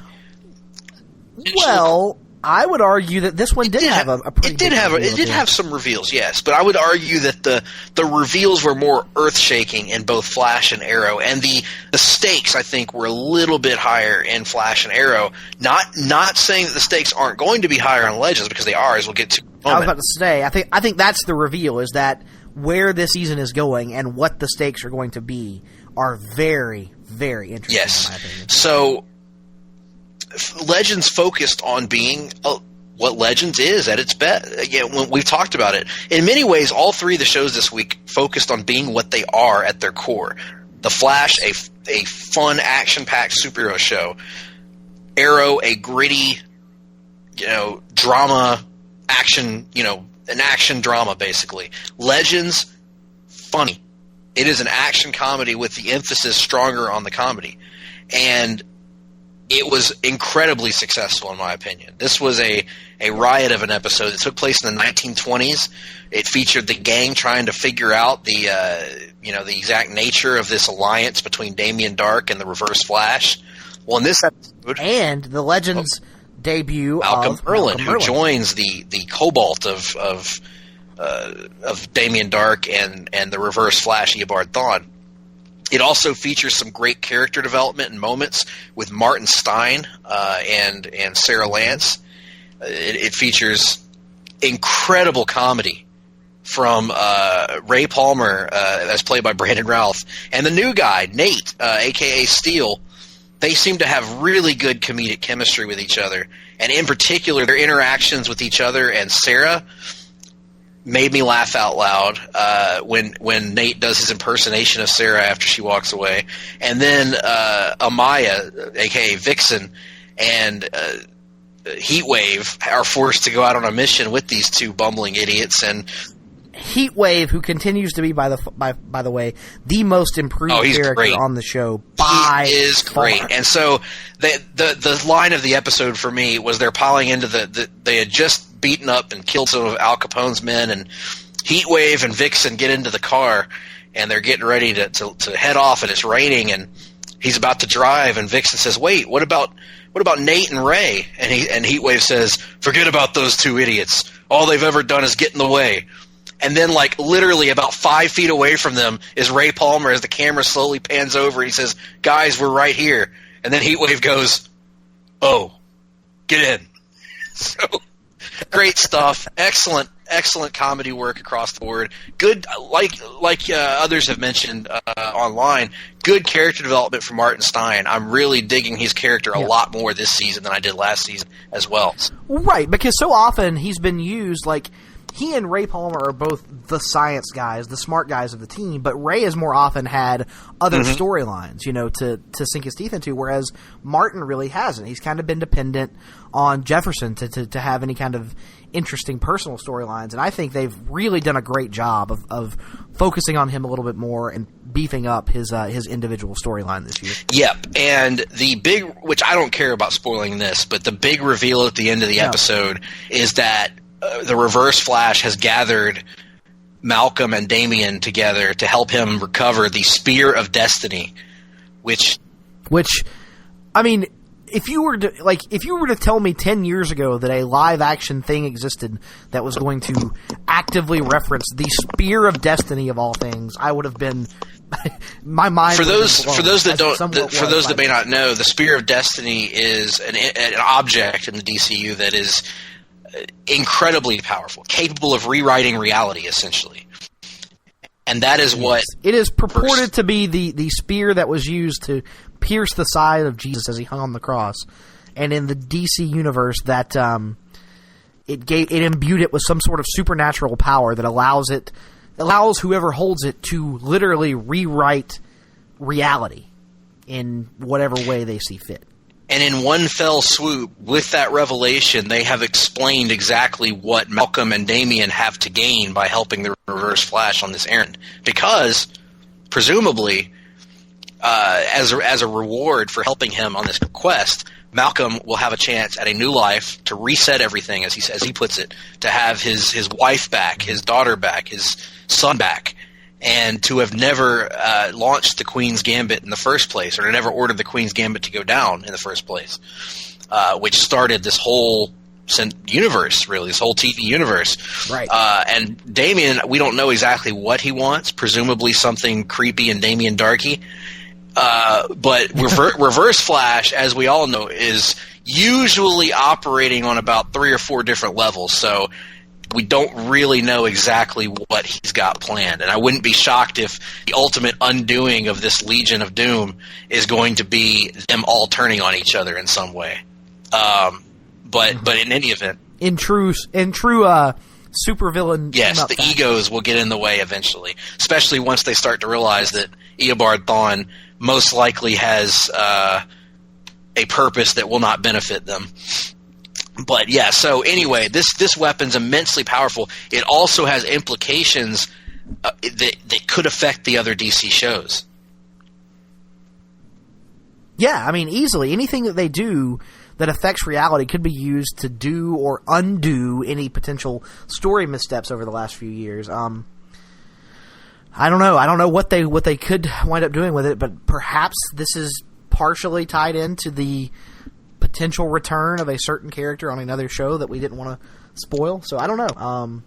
I'm very interested to see where it goes. Me too. So I thought all three finales delivered big time. Let's do our rankings.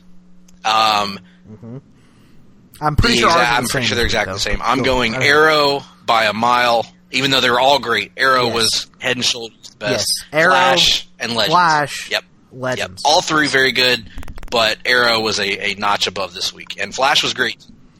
Arrow for a series in its 101st episode this week delivered an all-time classic Arrow episode. Totally.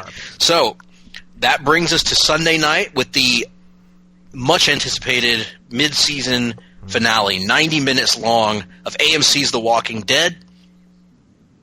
Which isn't really special anymore because so many episodes have been right. Almost, it feels like most of the season. I don't know if that's the case, but it feels like most of the season have been greater than 1 hour long episodes. But in any event, this was an episode that actually deserved the 90 minutes, that needed the 90 minutes, because this was a coming together of the numerous disparate side stories that we've seen thus far this season.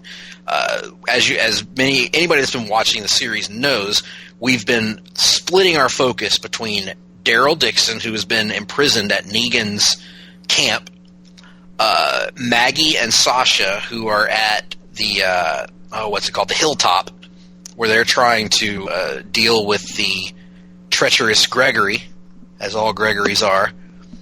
And of course, then you've got the main crew of Rick and Michonne and Carl and all the people in Alexandria as they're trying to get used to life under the under Negan's rule. And then you have the incredibly uninteresting Tara and Heath storyline that we saw. Well, in any event, this episode saw all these different storylines brought together in one episode, and for me, it worked big time. I thought this was a tremendous mid-season finale. It had a lot of tension because Negan was on screen, and every time Negan's on screen now, there's tension. And it also addressed some of the concerns that we've had about, as much as we've enjoyed this season, we've expressed some concerns about keeping the group apart. We've expressed concerns about the lack of, to use pro wrestling parlance, hope spots, where the audience has not been given any hope that our group could ever overcome Negan. And this episode went a mile to address those concerns. We have, by the end of the episode, our core players are starting to formulate a plan. They're starting to come together and at least support one another and realize that they can't allow Negan to essentially turn them into slaves. And in one of the only subpar parts of the episode, they all come together to stand in the circle and silently nod for one about another. what felt like 15 minutes of silently nodding. It almost felt like one of those like Family Guy cutaway gags where it's like it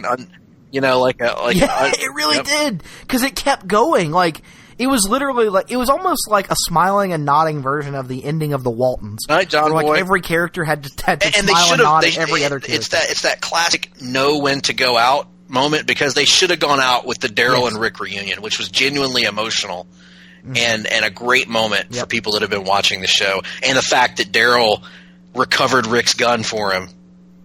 What a moment. But it was a great episode, top to bottom. I enjoyed everything about it. And yes, sorry folks, spoilers on this one. The long-awaited demise of Spencer. Oh my! In pretty much the exact fashion that I predicted. And in the exact fashion that he was in the comics, according to what I read on Wikipedia.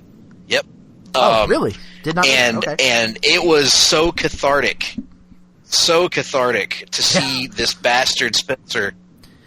To the point that it kind of doesn't really get across Negan as a villain. And Negan's line, Negan cracking a joke about, "Oh, you do have guts. They were inside you the whole time." Classic. Negan is such a great character right now, and we also saw the death of Olivia. We saw the scarring of Rosita, who gave a strong performance. 18 inches, Greg. 18 inches from glory. That's what we were. That's also the story of one of my weekends in college, but that's another story for another time. That's 18 inches of glory, not 18 inches from glory. Two different. The prepositions there are very. In any event, the episode was really good. The lack of Carl death withstanding, I know that hurt your feelings that the aim was just a little bit off, but nonetheless, it was a strong episode. And in particular, I wanted to draw attention to two unlikely characters that I thought had maybe the best scene of the episode that wasn't Negan related. And that would be Gabriel, the cowardly priest, and Rosita, as they had the hot chick, yes. The hot chick.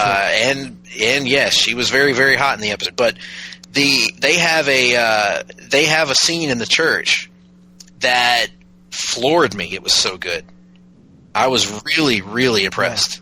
You know, you and I kind of discussed offline that Gabriel has dug himself such a ridiculously massive crater of a hole with the fan base, given his actions over the last two seasons, that it's impossible to imagine a scenario where he ever truly fully redeems himself.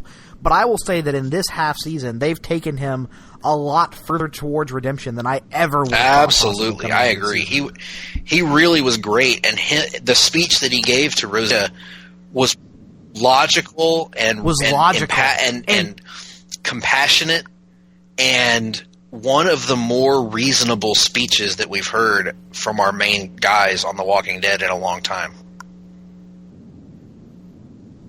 I would agree. It certainly did a better job of countering. You know, I have been asking the whole season, why doesn't someone just take one for the team and kill Negan and see what happens?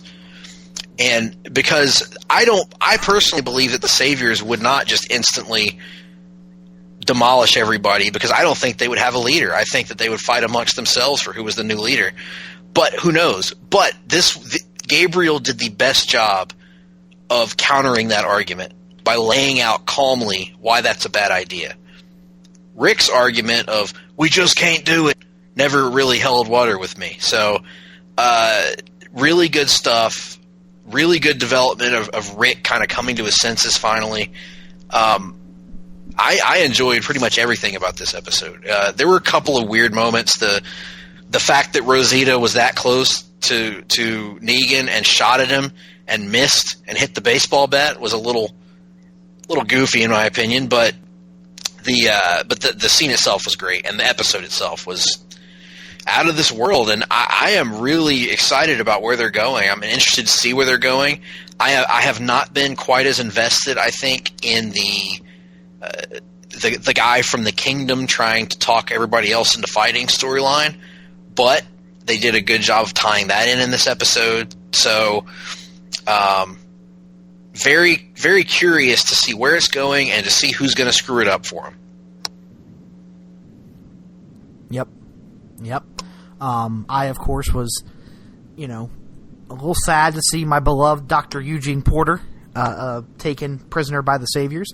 But I actually, as we've discussed offline, I think that Dr. Porter is going to play a huge role in the back half of Season 2, because if it's going to be a war storyline, from a strategic standpoint, who is more valuable in an era of limited resources than a man who has proven an ability to and where are they going to find all the arrows for you have Daryl who can fire off a bunch of arrows, but you got to find arrows. Where are you going to find them? I don't know. That's right. And also, I wanted to throw a shout out to Eugene with another scene-stealing line when the one Savior chick is hitting on Spencer, and Eugene is walking by and stops and is clearly eavesdropping, and the Savior chick, in what's supposed to be a intimidating moment, goes, "You like to watch their haircut?" "Yes, I do." Yep.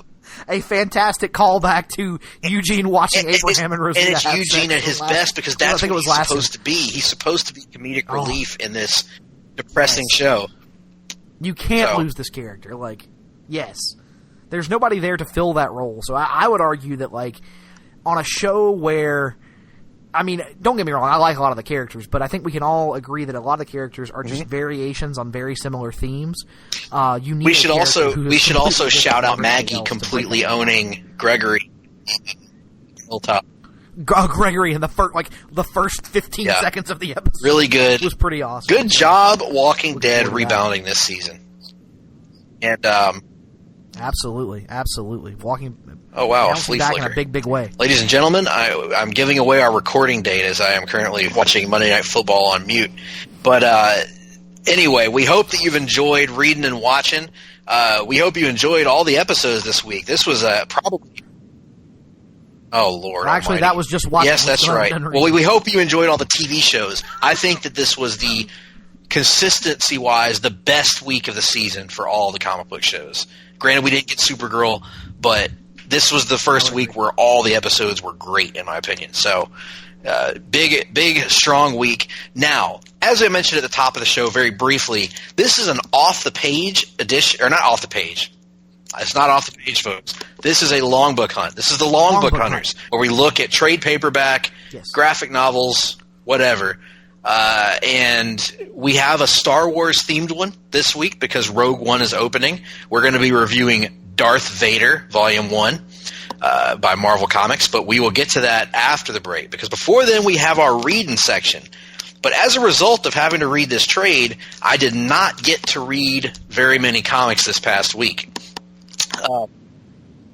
We've gone so long. I do have enough to do my top 3 and bottom 1, though, because I've read 4 comics. And one of these I might have actually talked about last week, now that I'm thinking about it. Did I mention Superman number 8 last week, the first part of Escape from Dinosaur Island? Okay, well then I've only read 3. So yes, you did. No bottom 1, right. Although one was certainly worthy of the bottom.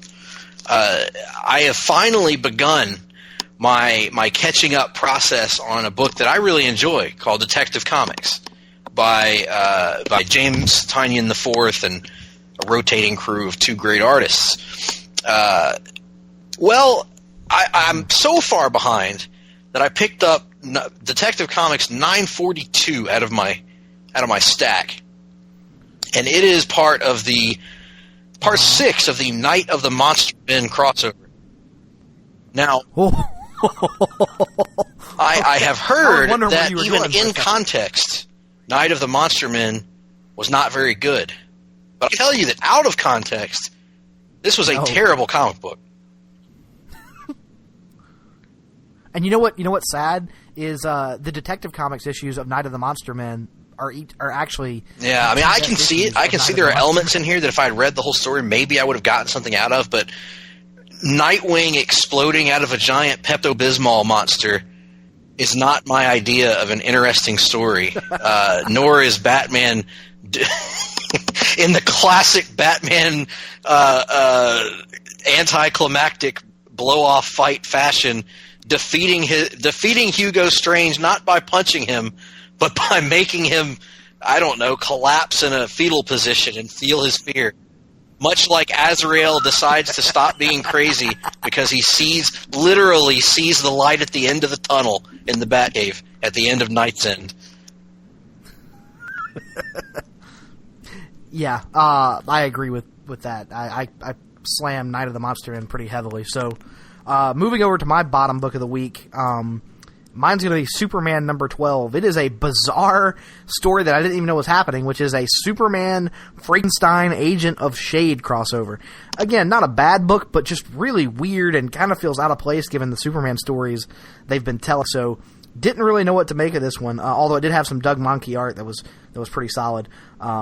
So, Superman number 12 is my bottom book of the week. And since you only have 2 books left, Greg, I'll hop over real quick to my number 3 book of the week, which is actually Batman number 12, the latest installment in I Am Suicide.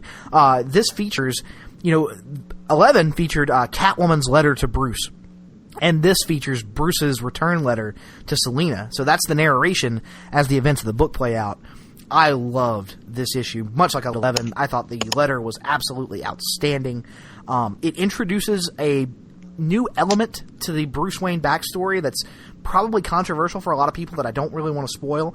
I will say I buy it. I think it fits in. I think it makes a lot of logical sense, although I can understand why others may have an issue with it. But Batman 12, Tom King and Mikel Janin continue to kill it on this I Am Suicide storyline from my perspective. And my number 2 book of the week is Deathstroke number 6 by Christopher Priest, Larry Hama, and what is this guy's first name? Pagulian. I don't know how to pronounce his last name, but his first name is Carlo Pagulian.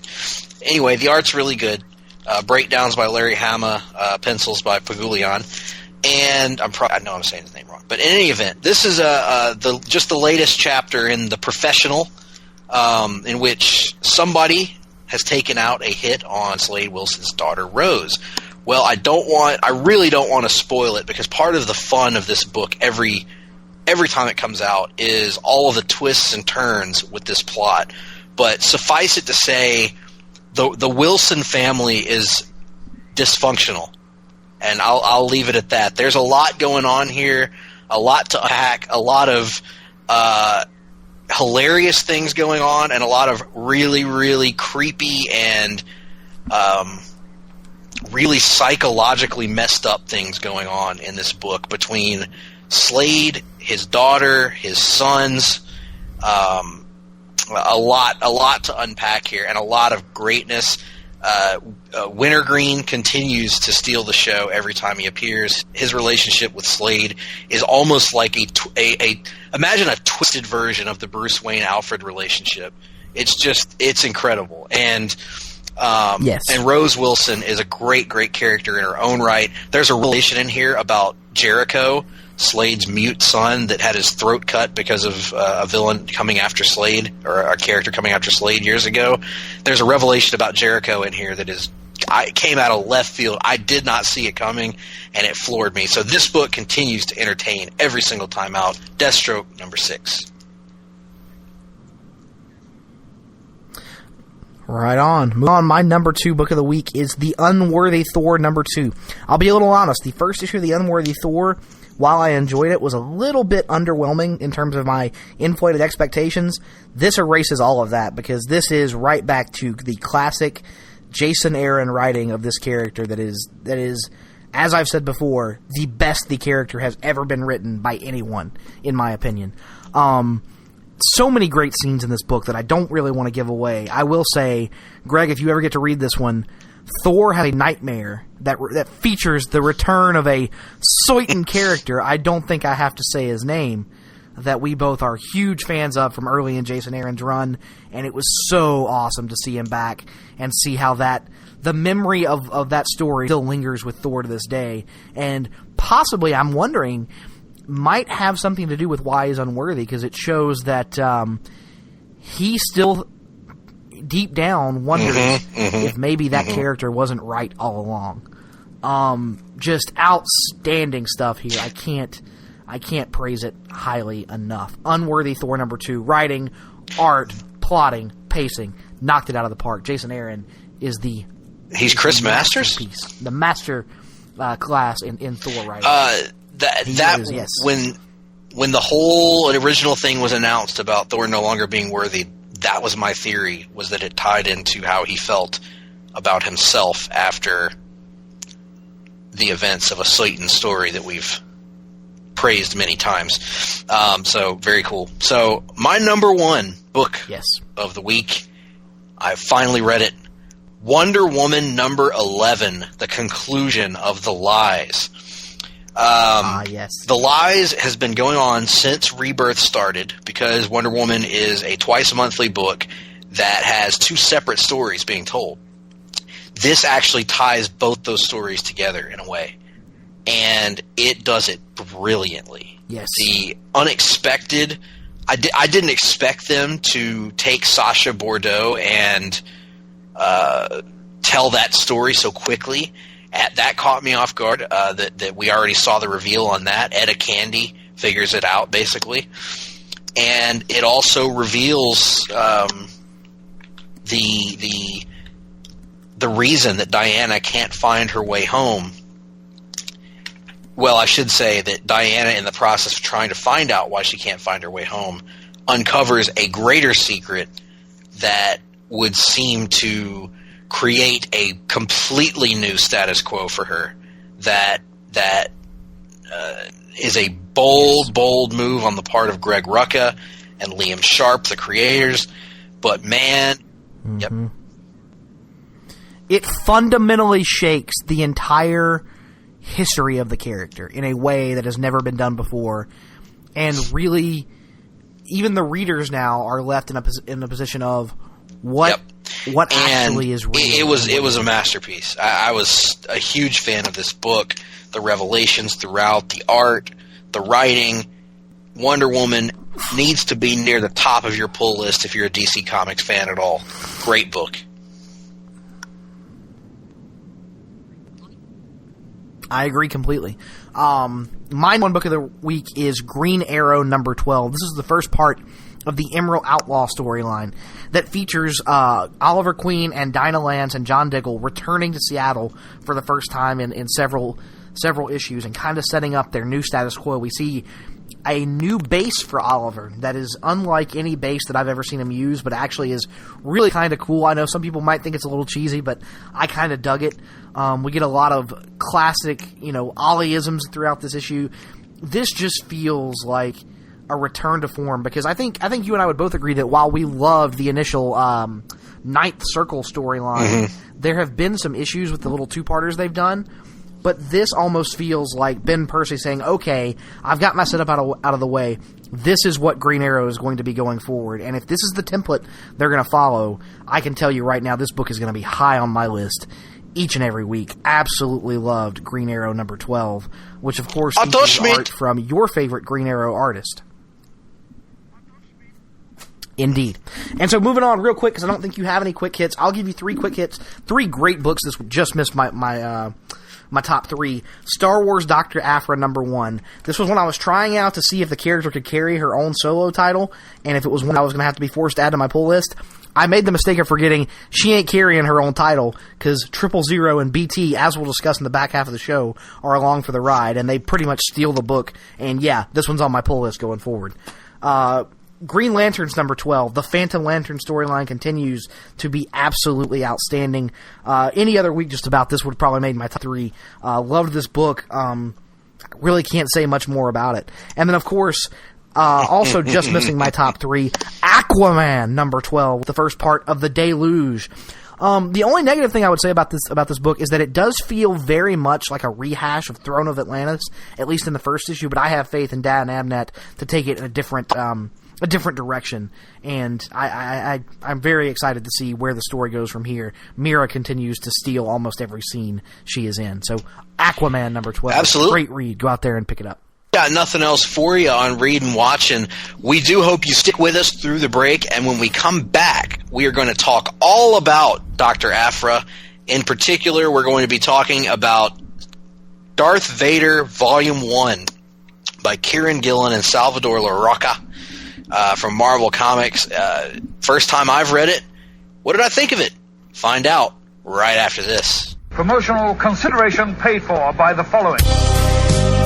Voice of Ring of Honor's Kevin Kelly here. I just want to make sure you're all subscribed to all of our great feeds here at Place to Be Nation.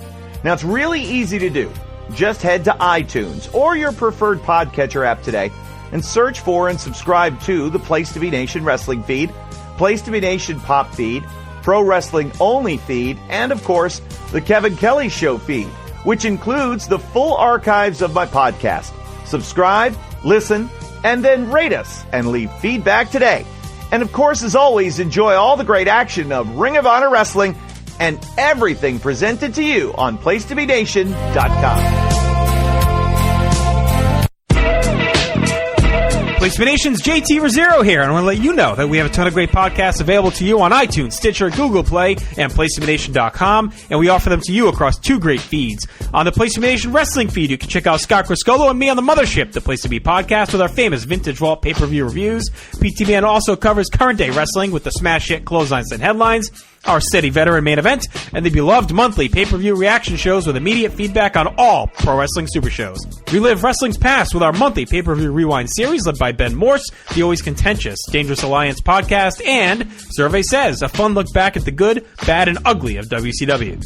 On our very popular Place to Be Nation Pop podcast feed, we offer such great shows as the Glenn Butler Podcast Hour Spectacular, Rank and File, NBA Team, Lucha Undead, Geek and Sassy, and a veritable podcast heaven for comic fans with Hard-Traveling Fanboys, Sellers Points, Todd Weber's Conversation, and Imaginary Stories. Subscribe to both of those feeds on iTunes and rate and leave feedback for us as well.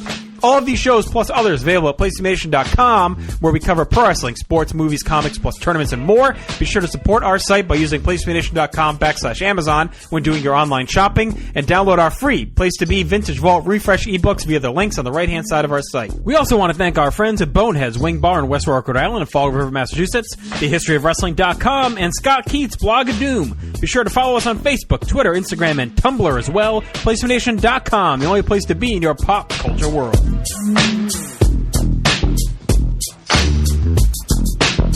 The PWO PTBN feed has changed its name. Now it will be known simply as Pro Wrestling Only, so it should be easier to find and indeed to say. All of your favourite shows are still here, including Where the Big Boys Play, Letters from Kayfabe, Titans of Wrestling, Tag Teams Back Again, This Week in Wrestling, and many, many more, including our full archives of tremendous content. So make sure you subscribe to the Pro Wrestling Only feed today.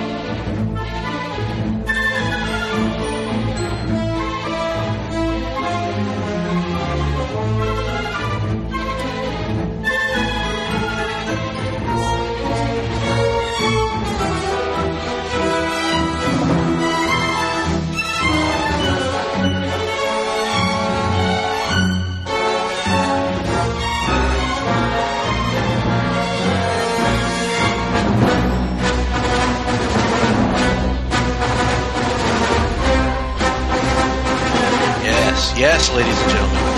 Bum, bum, bum, bum, bum, bum, bum, bum, bum. Indeed. Because we are here today to talk about a book that Nick's been recommending to me for quite some time. As many of you may know, Nick is he's somewhat fond of Star Wars. He likes it all right. Thinks it's decent. I think it's decent. It's fair. Not too shabby. And finally, I got my hands on a copy thanks to the lovely and Webby Award-winning yes, Marvel Unlimited app. And this book is part of Marvel's recent Episode 7 related revamp and relaunch of the Star Wars comic book universe. And that would be Darth. They relaunched in January of 2015. They relaunched last year.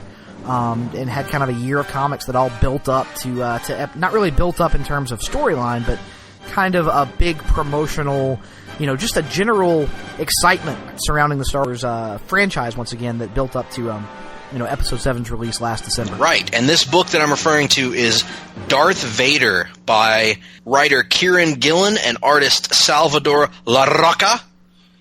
And this was part of that initial launch of Star Wars books. And it's the first book to ever star and feature the classic villain Darth Vader from the Star Wars universe.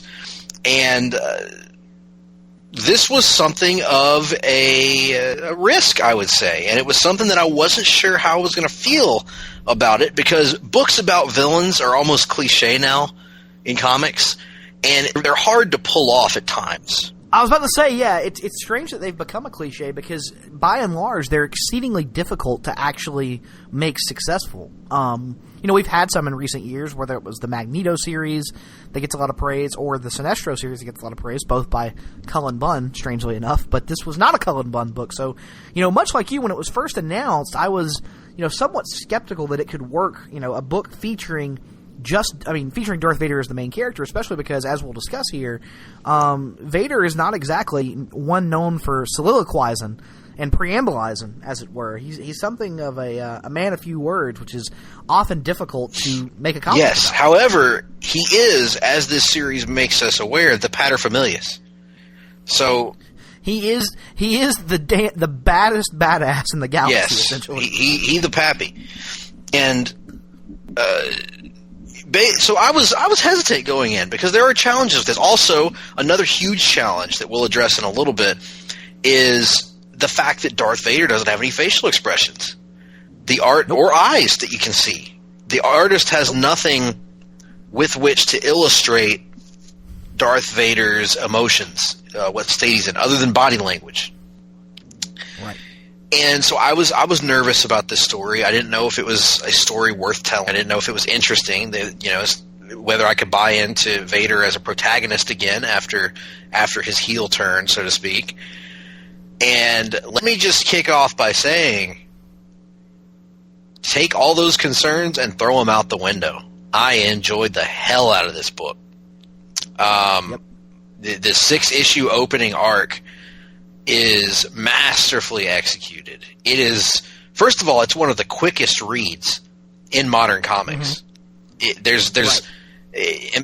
Because so much of the storytelling is visual rather than there's entire pages with no dialogue, and it flows perfectly. And the artist Salvador Larroca deserves all the credit for that. Because he and Gillen does too for plotting it out, but Larroca is just masterful in the way that he tells the story with no words in many cases, or very, and is able to convey emotion on a static face, a face that is unchanging, that you can't move, or there's nothing there to work with, and yet he uses context in a way that even when it's just Vader blankly staring, you almost know the emotion that he is feeling at any given moment. It really is. This book, and we're not going to go through and detail the entire plot to you, but the basic premise is that this book takes place after the events of the original Star Wars movie, Episode 4, A New Hope, where the Death Star has been exploded by the rebels, and spoiler alert, and the Emperor Palpatine is not happy about this. Not happy at all, thank you very much. And there needs to be a scapegoat for it, and his scapegoat is Vader. He can't blame Grand Moff Tarkin because Tarkin's, he dead. And so now the Emperor is blaming Darth Vader for all of his problems, and as such, Vader has been demoted in rank and is now serving under a new general, I guess you would say, a lieutenant, who is calling the orders now for the Empire. Yes, he is serving under Grand General Taghi, who is the character that he that was sitting in on the conference scene in the original Star Wars film, who was railing against the idea of the Death Star and how there needed to be a little bit more in the Imperial plan than just the Death Star. Not the character that Vader force choked, but the other very haughty character who spoke during that scene. He makes the point in this book that for the cost of building one Death Star, who knows how many Star Destroyers they could have built, and which is a good point. And the so Vader is to swallow his pride, seemingly anyway, and take orders from this guy. Well, if any of you have ever encountered Star Wars, you know that whether it's as Darth Vader or whether it's as Anakin Skywalker, he does not take orders very well. So he has his own plan that he's setting in motion to undermine the Emperor's plan. First of all, he wants to find out who this punk kid was that blew up the Death Star that the Fourth was strong in. And second of all, he wants to find out what kind of secret plans the Emperor has going on, because the Emperor is dealing with a rapscallion. And what's that character's? A new player has entered the game. And what's that character's name, Nick? I can't remember. Well, it is eventually revealed to be Silo 4. Yep. For a time, anyway, as we may or may not discuss. Right. Well, there's more going on there than meets the eye. But suffice it to say, the Emperor is plotting to replace Darth Vader. He's already a succession plan in order because he's no longer confident. Or at least, and here's the thing: the other thing that you always have to view any piece of Star Wars media with is that Palpatine plays everybody that he meets. So yes. And Vader is no exception to that. A lot of people have that misconception that Vader and Palpatine are equals and friends, and that is not that dynamic. Yeah. I mean, there is not a person that Palpatine has ever encountered that he does not seek to use as a tool. And quite frankly, you can make the argument that until the events of Return of the Jedi, it works to perfection. There's nobody that he encounters that he is incapable of playing. And I'm not entirely convinced that he really doesn't have a succession plan for Vader, that he's not just doing this to, in his own weird way, motivate Vader to draw more of the dark side out of Vader. Well, either way, I mean, there is no real downside to his plan. Either he motivates Vader and has a stronger apprentice as a result, or somebody is powerful enough to defeat Darth Vader and he has a stronger apprentice as a result. There is no downside. Like Palpatine is the master of human chess, much like Larry Zabisco. Yes, and much like Larry Zabisco, when other characters are doing things on screen, he will remind you that he is the master of human chess and not them. So Palpatine would be a great announcer. And strangely enough, he also starts referring to lightsabers as laser poles. He hit the laser pole. Oh, he hit the laser pole. Oh. Down the rabbit hole we go.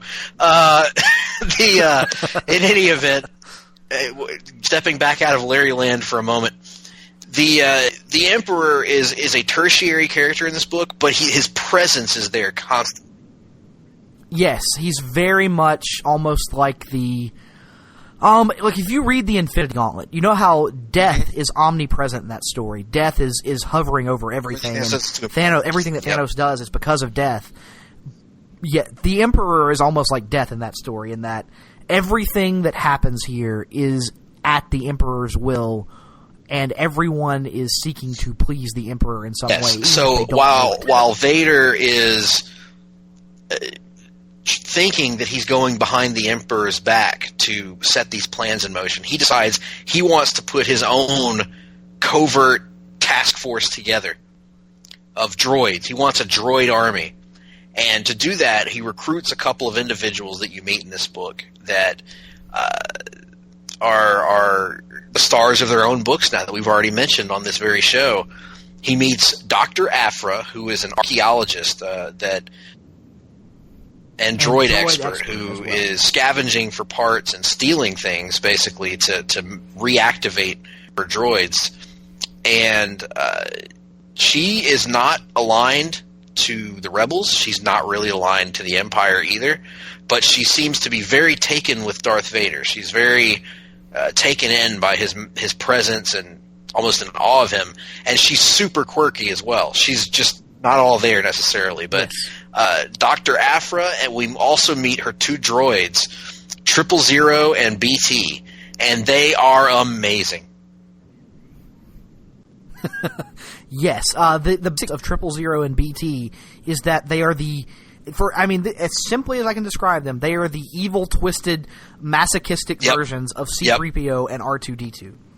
You have 000, which 000 is actually a personality chip that is simply placed into a protocol droid. He is not really any droid of any type, but because he's placed into the body of a protocol droid, he looks like C-3PO, and as a result, you can't help but read him in the voice of Anthony Daniels. And it makes it so wonderful. From the Star Wars saga. He speaks all these languages that 3PO speaks, but he also speaks the universal language of torture. The universal language of torture, and has a bizarre obsession with draining the blood from his victims, which plays a role in later stories in the series. Do you care to drop your favorite 000 line from this story? Yes, my favorite 000 line from this story. So, at one point in the story, which I actually want to talk about this entire issue, there's an issue where they revisit Geonosis, which, for those of you who aren't hardcore Star Wars fans, that is the planet on which the climactic action scene of Star Wars Episode 2 Attack of the Clones takes place.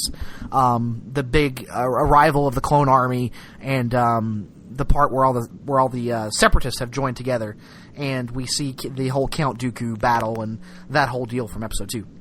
Anyway, they are on Geonosis, and they encounter a hive of underground native Geonosians, and 000 says, "Forgive me, but my Geonosian is a bit rusty. I don't remember any of your language at the moment, so I have no words for you."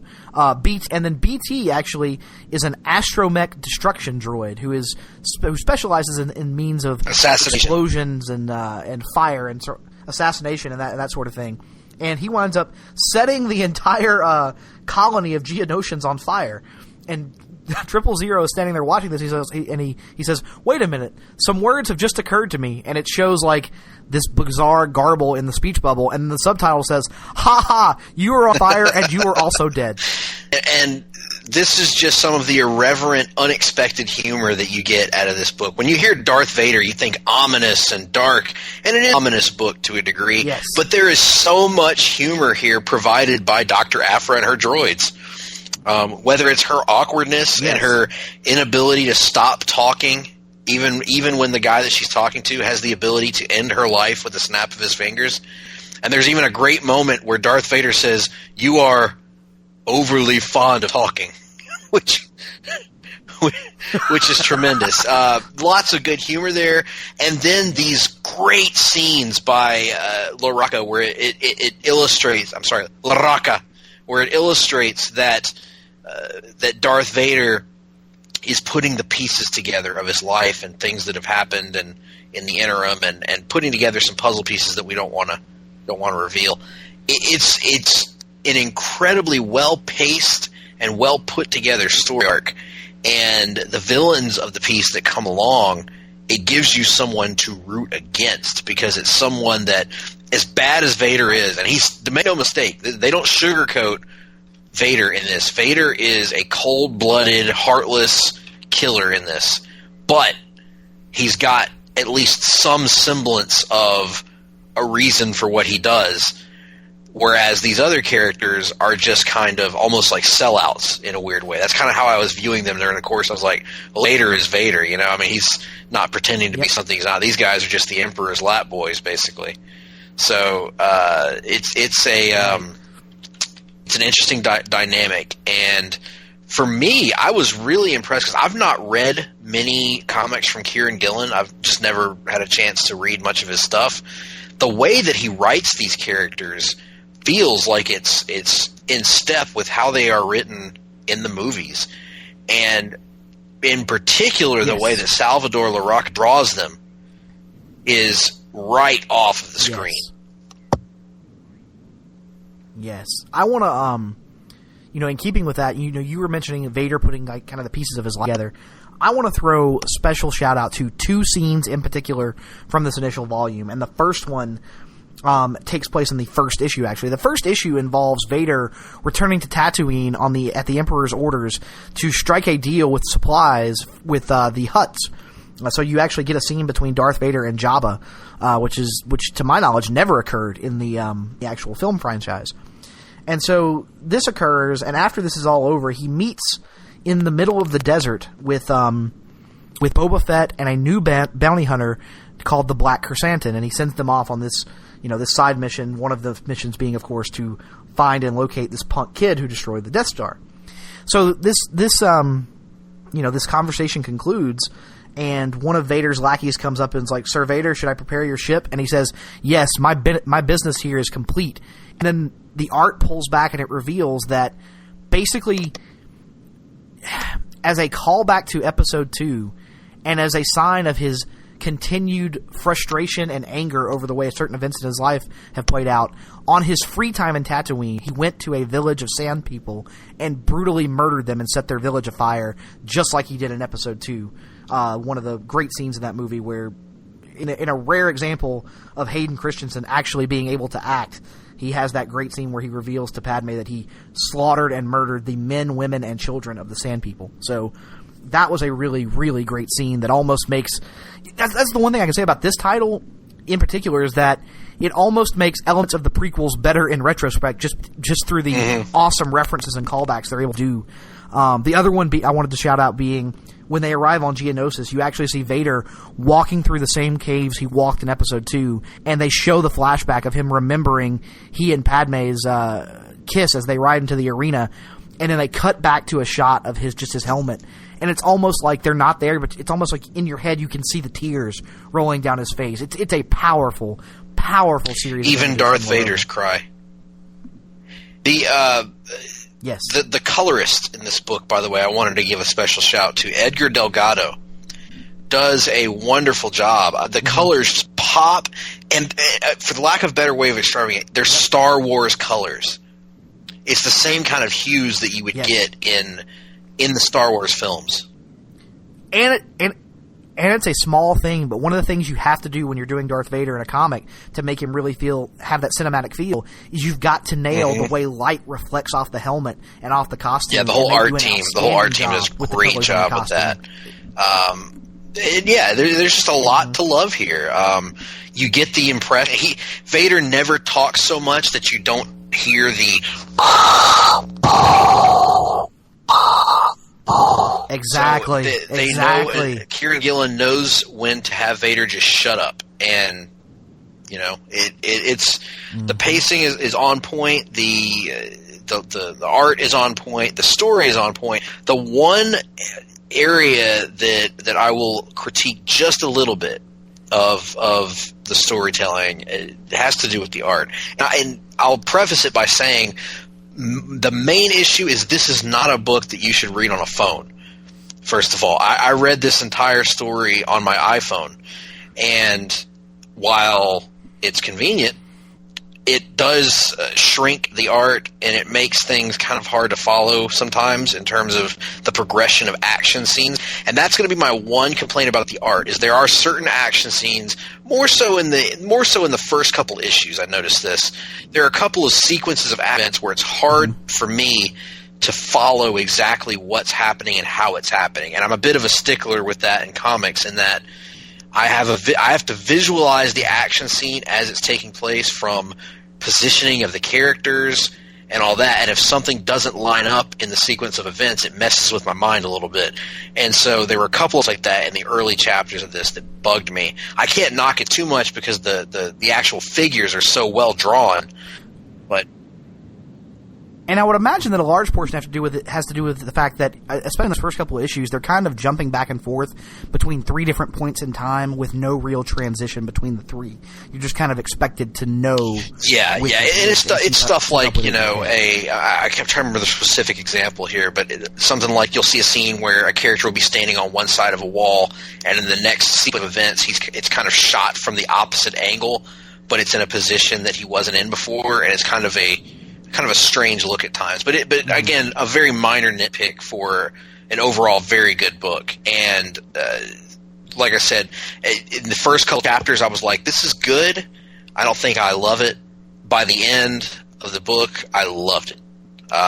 So big thumbs up for me. If you can get a hold of a copy of this book, check it out, because this is a side of the Star Wars universe that I could really get into. That I think is worth exploring. It's interesting. It's showing a side of characters that haven't been beaten into the ground, and big fan. Yeah, and you mentioned by the end, that you really loved it, and I know we don't want to do a blow by blow of the plot, but we have to talk about that last scene of the story of this volume in detail a little bit, Greg, because I think you and I both loved that scene where Vader puts some of the pieces together. One of the subplots of this book is that he has hired these 2 bounty hunters, and he has sent Boba Fett off to gather intelligence about this young punk kid. And it's clear that throughout the story he has started to suspect who this kid is. And then when Boba Fett shows up at the end and tells him that the kid's name is Skywalker, that whole series of 2 pages is among my favorite scenes in any Star Wars comic that Marvel has done over the last few years. It is outstanding because it's him piecing together the events of episodes 3 and 4 and realizing that the Emperor, even more than he already knew he was, has been playing to him and lying to him for the better part of 20 years now. And it is the way they draw Vader's response to this revelation. Yes, and it answers the long-standing question of when did Vader know that Luke was his son? And that's one thing you have to remember. These Star Wars books are 100% canon. There is with the elimination of the Star Wars extended universe from the novels and comics of the pre-Disney acquisition of Lucasfilm, there is no level of canon anymore. There is no sliding scale of canon that Lucas came up with. I will say there isn't one of those, at least yet. I'd say give it about 3 or 4 years and give it a rogue writer. Yeah. Right, because eventually it becomes unwieldy to maintain an entire. And eventually, some writer will go rogue and introduce some concept that breaks the Star Wars universe in some way. So it'll happen. It happened in the novels after a while, because the early Star Wars didn't really become unwieldy until several years after the extended universe started, and then you get some goofy stuff with green rabbits running around in Marvel comics and stuff like that. So. Right, but the difference is now, my understanding of the way these comics are produced is that all stories, and for the novels as well, for the comics and novels and video games, all stories have to be officially approved by the Lucasfilm editorial board, for lack of a better term. They have a writer's room that has official approval over every Star Wars story that is told, that it has to fit into, or at least maybe not, if not fit. And who's sitting in that creative director's chair right now? You guessed it, Frank Stallone. Absolutely. But yeah, so that last scene is just mind-blowing. But as Greg said, of course, we're highly recommending this to anybody who is even, I would say, even a casual Star Wars fan. Yes, it has a level of reference and detail that perhaps, you may not get every reference that's made, but I think it's great because it's much like Jeff Johns' Green Lantern Rebirth, in that there are callbacks there for longtime DC fans. I will say, at a minimum, you need to see a New Hope too, and I think this is. Oh, yeah, of course, you have to have seen a New Hope. But I would say that as a human being, there needs to be that pre-existing knowledge. But I'm yeah, I was about to say, who hasn't seen a New? To borrow a phrase from Kelly Poole, if you haven't seen a New Hope, you're a bad person. So, and you probably watch Agents of S.H.I.E.L.D. Yes. You're a bad person, and you probably like James Olsen on Supergirl.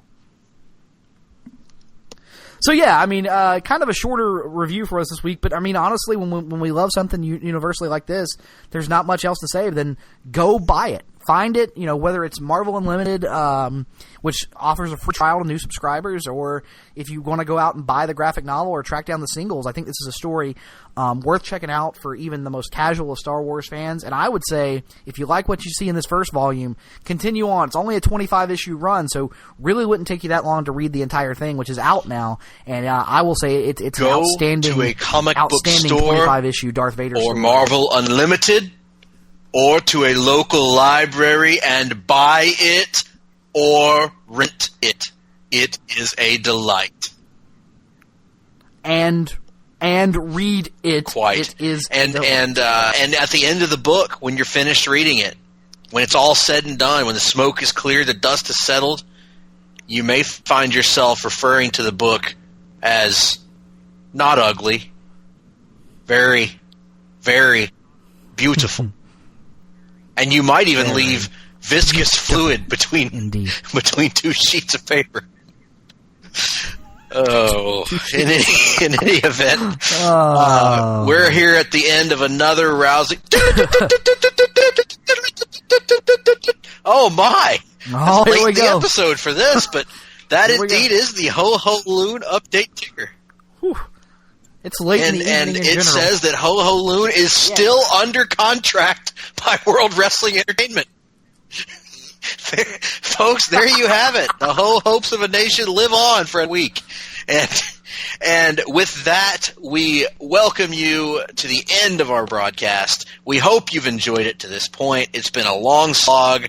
But hell, we had a lot of stuff to talk about this week. Next week will be a much briefer show, I'm certain, as we come back and we have a countdown. Well, I say it's going to be briefer. The rundown and the reading and watching will be briefer, but this might be quite a lengthy show because this is probably the most difficult countdown we've ever done. Yeah, we are counting down. This is going to be like pulling teeth, I think.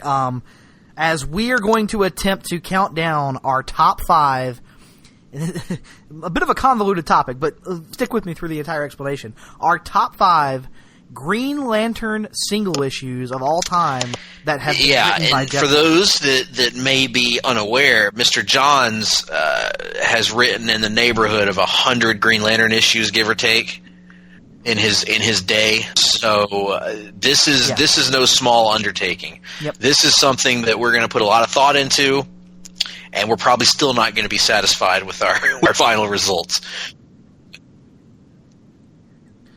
No, because you got to remember the Jeff Johns Green Lantern run is so beloved by Greg and I that only picking 5 issues out of 100 or 100 plus is going to be extremely difficult. And in fact, painful for us. It may lead to us all having a suffering from negative worldview.